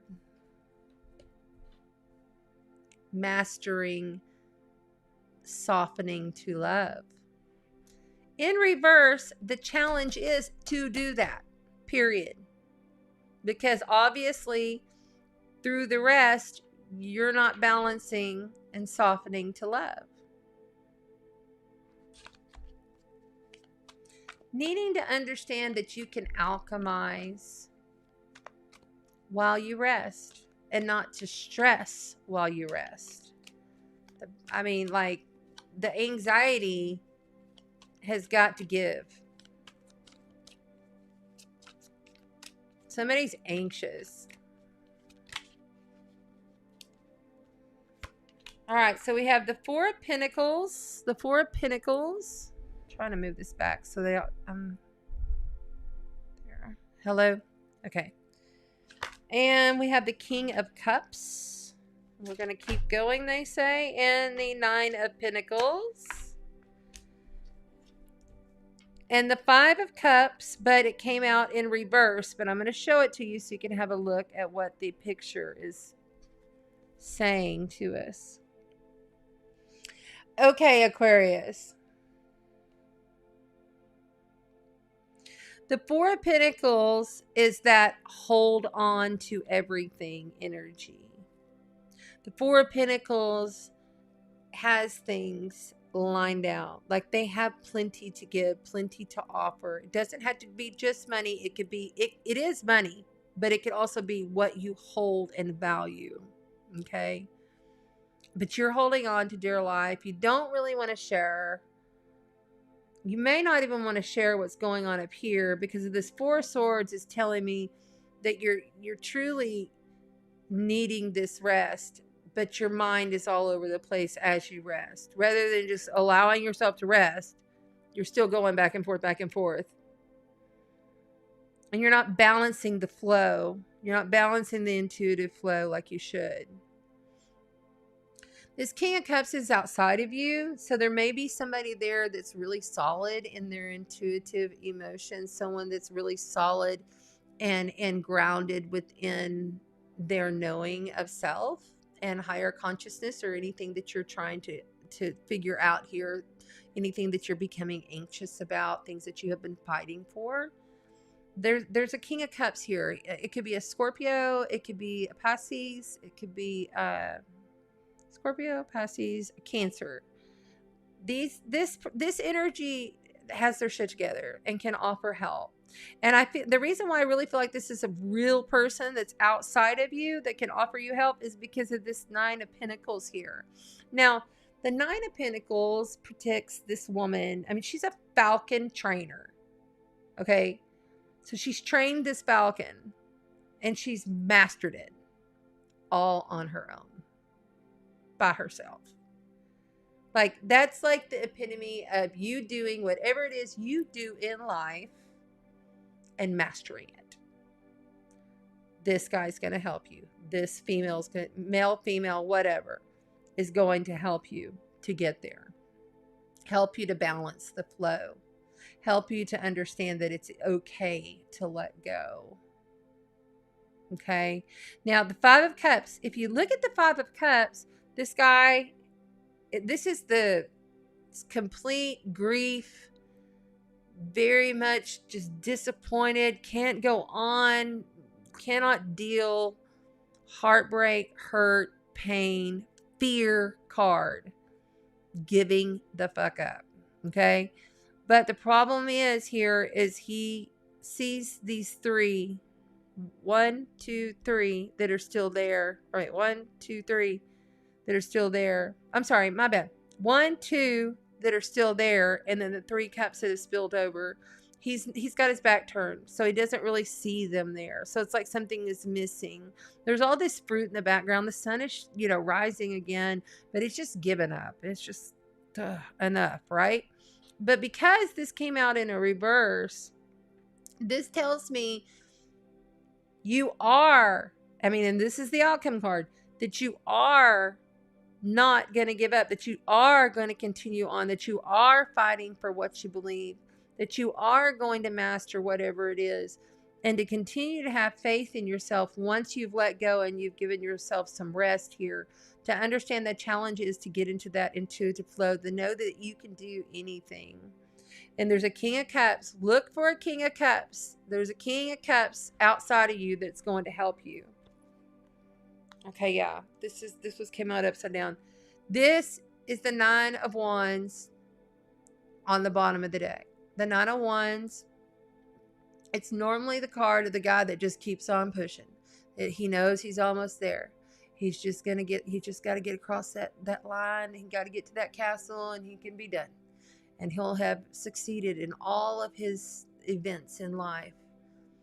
But with it being in reverse, it's just like this 5 of Cups here in reverse, okay? He's dropping it. It's just like this 4 of Pentacles of this guy that's holding on too much. He's dropping it. He's going to allow someone to come in, which will enable him to drop the anxiety so that he could have a better flow in his life.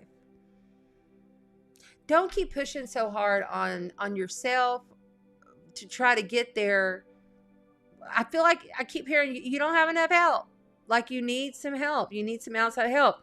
If you want to get to this place of perfect success within yourself and master everything that you're going to do, you're going to have to release a little, like lighten up the lasso. What is it? The reins. The reins. Lighten up the reins, Aquarius. Release it. Drop it. Yeah, okay, you've worked hard to get there, but you got to drop whatever it is that it's going back and forth in your head. Let's pull you one of the numinous astrology deck cards. That one wanted to pop right away. Ah, there it is. It came out again, y'all. The sun. The sun came out again. Essence, energy, self-awareness, life force, your spirit, joy, children, shine, self-sufficiency, your heartbeat, your father, your expression, your solitude, the ego, beingness, just beingness. Knowing that you are enough just because of who you are. Letting the anxiety settle down. Saturn is teaching you a big lesson. Saturn comes into a sign for about 2.5 years. And Saturn's been there for a little bit now. And he's teaching you some lessons. You have to overcome them. But I really want you, I keep coming back to this King of Cups here. Somebody's there that's a water sign that's there to help you and assist you with this. it's going to be okay. You got the sun in the end. That was awesome. That's a really positive card to have, Aquarius. And the fact that, you know, it keeps continuously comes up, it just gives me, it gives me a good heart. It makes me feel better about everybody. Because the sun is life. It's joy. You know? It's higher consciousness. It brings in our crystalline Christed light.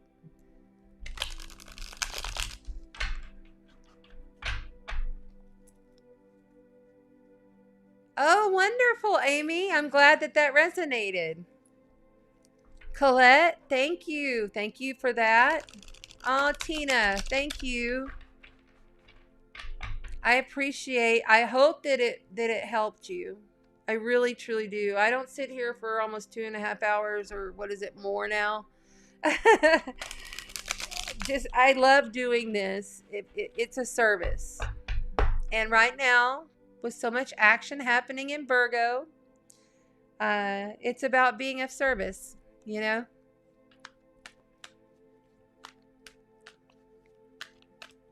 Thank you for hanging. I know that these run long. I apologize, but I want to give each person and each zodiac sign that comes to connect with me now or in the future.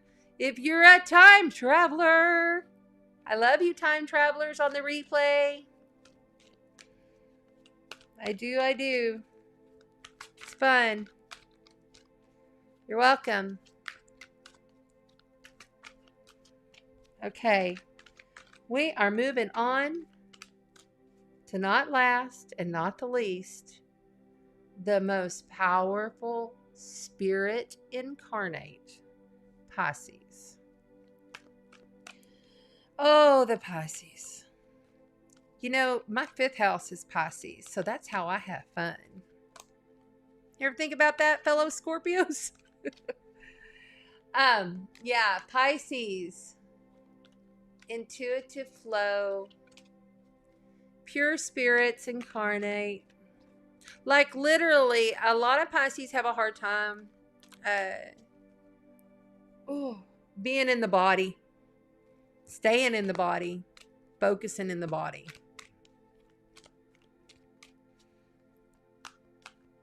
There we go. Big, huge hearts. Madness is a Pisces. Yay. Big, huge hearts on Pisces. Always trying their very best to do the right thing by people. Funny that the Ace of Cups popped and we're going with it. Okay, Pisces. You got the Ace of Cups, then the Justice, and then the Heartbreak card in reverse to start. Wow, okay. This is actually the Piscean Cup.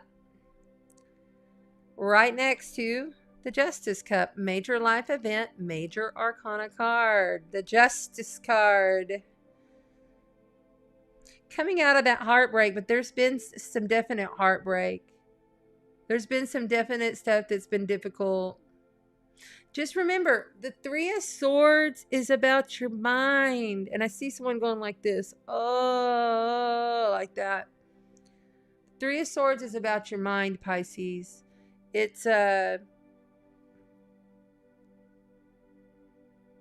your challenge here is to have faith, complete faith that everything's going to work out justicely. Like you could be maybe doing some documents or some courts or some justice is. I'm seeing a gavel.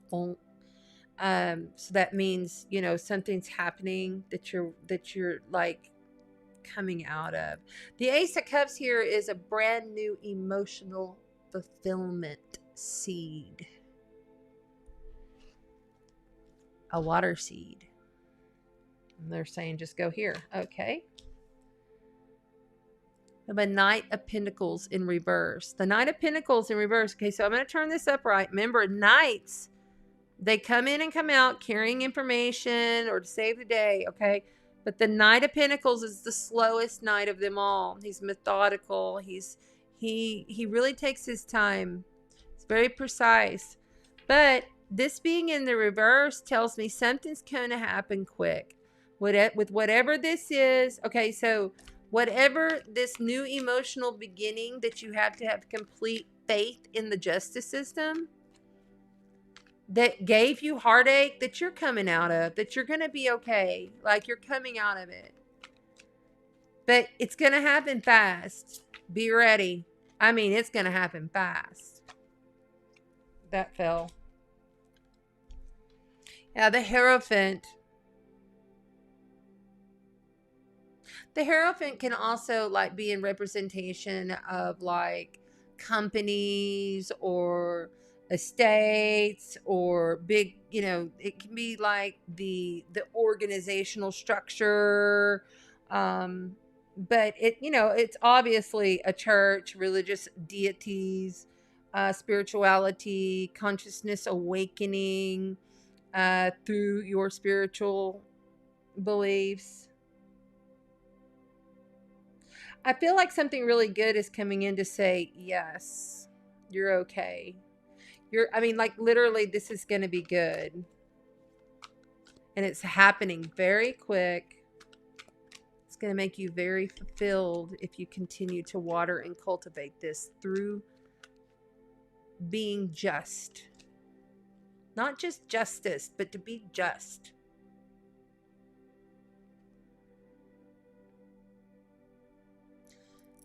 There's no more methodical BS here. Somebody's really been trying to be more methodical with this BS, and it's done, is what I'm being told.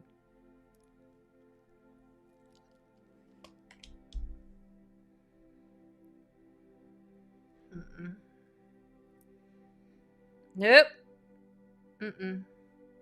So the Knight of Swords has showed up as your outcome card. And something's just not going to fly with him. He's going to slice it and dice it.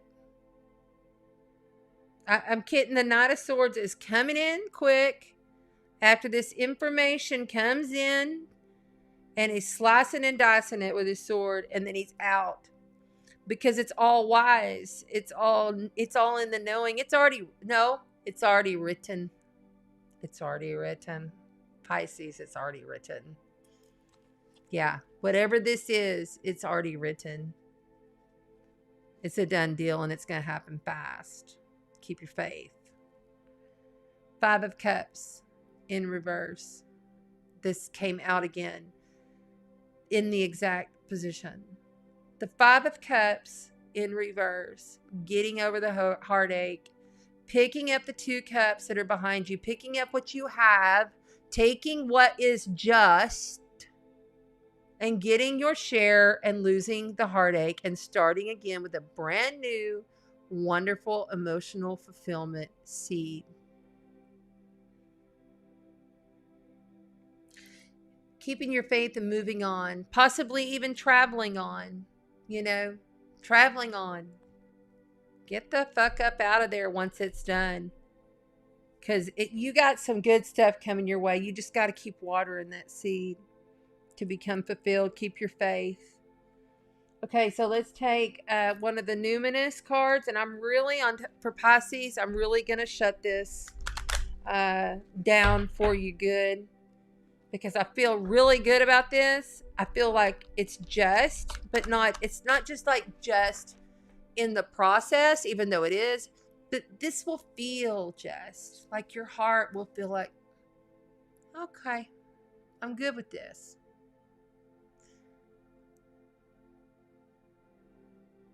The expansion of your consciousness and the growth that you will feel just from going through this entire process is going to be super substantial. You'll be kind of blown away with yourself by Pisces season next year. You're going to sit back come Pisces season next year and you're going to be like, whoa, that was awesome. It was hard, but it was awesome. But whatever this knowledge is, whatever this communication is that's coming in, it's going to happen quick. And it's going to change you as a person, and that one just popped. See how it's on my hand? The sun. What the hell? Woo! Yay! I'm not going to keep repeating it. Essence, energy, self-awareness, your life force, your joy, your happiness, opening your big, huge heart, expansion, shine, your father. The sun is the father. The moon is the mother. This is perfect for you, Pisces. Like, you couldn't have asked for a better ending. I love it. I love it. I love it. I love it. I love it. Okay. That's going to close our night. I'm not taking any questions. When I do 12 signs, it's a long reading. And I appreciate everybody that came in and out. I can appreciate everybody who stayed and played with me. I appreciate all of you on the replay. I appreciate every single group that allows me to come in and do my thing on Tuesday nights. And I appreciate all my friends and family for your continuous support, and my clients for a lot of stuff. So I'm not getting to it quite as quickly as I'd like to, but I know that that is going to ebb and flow and change, especially now that more energy is moving into my Virgo house, which is my house of work. So with that being said, I appreciate every one of you. I love you, love you, love you. That's going to do it for me tonight. And we'll go ahead and let's see here. Wow, I went really long on this one, guys. I apologize for it being so long. It's just kind of how it rolled.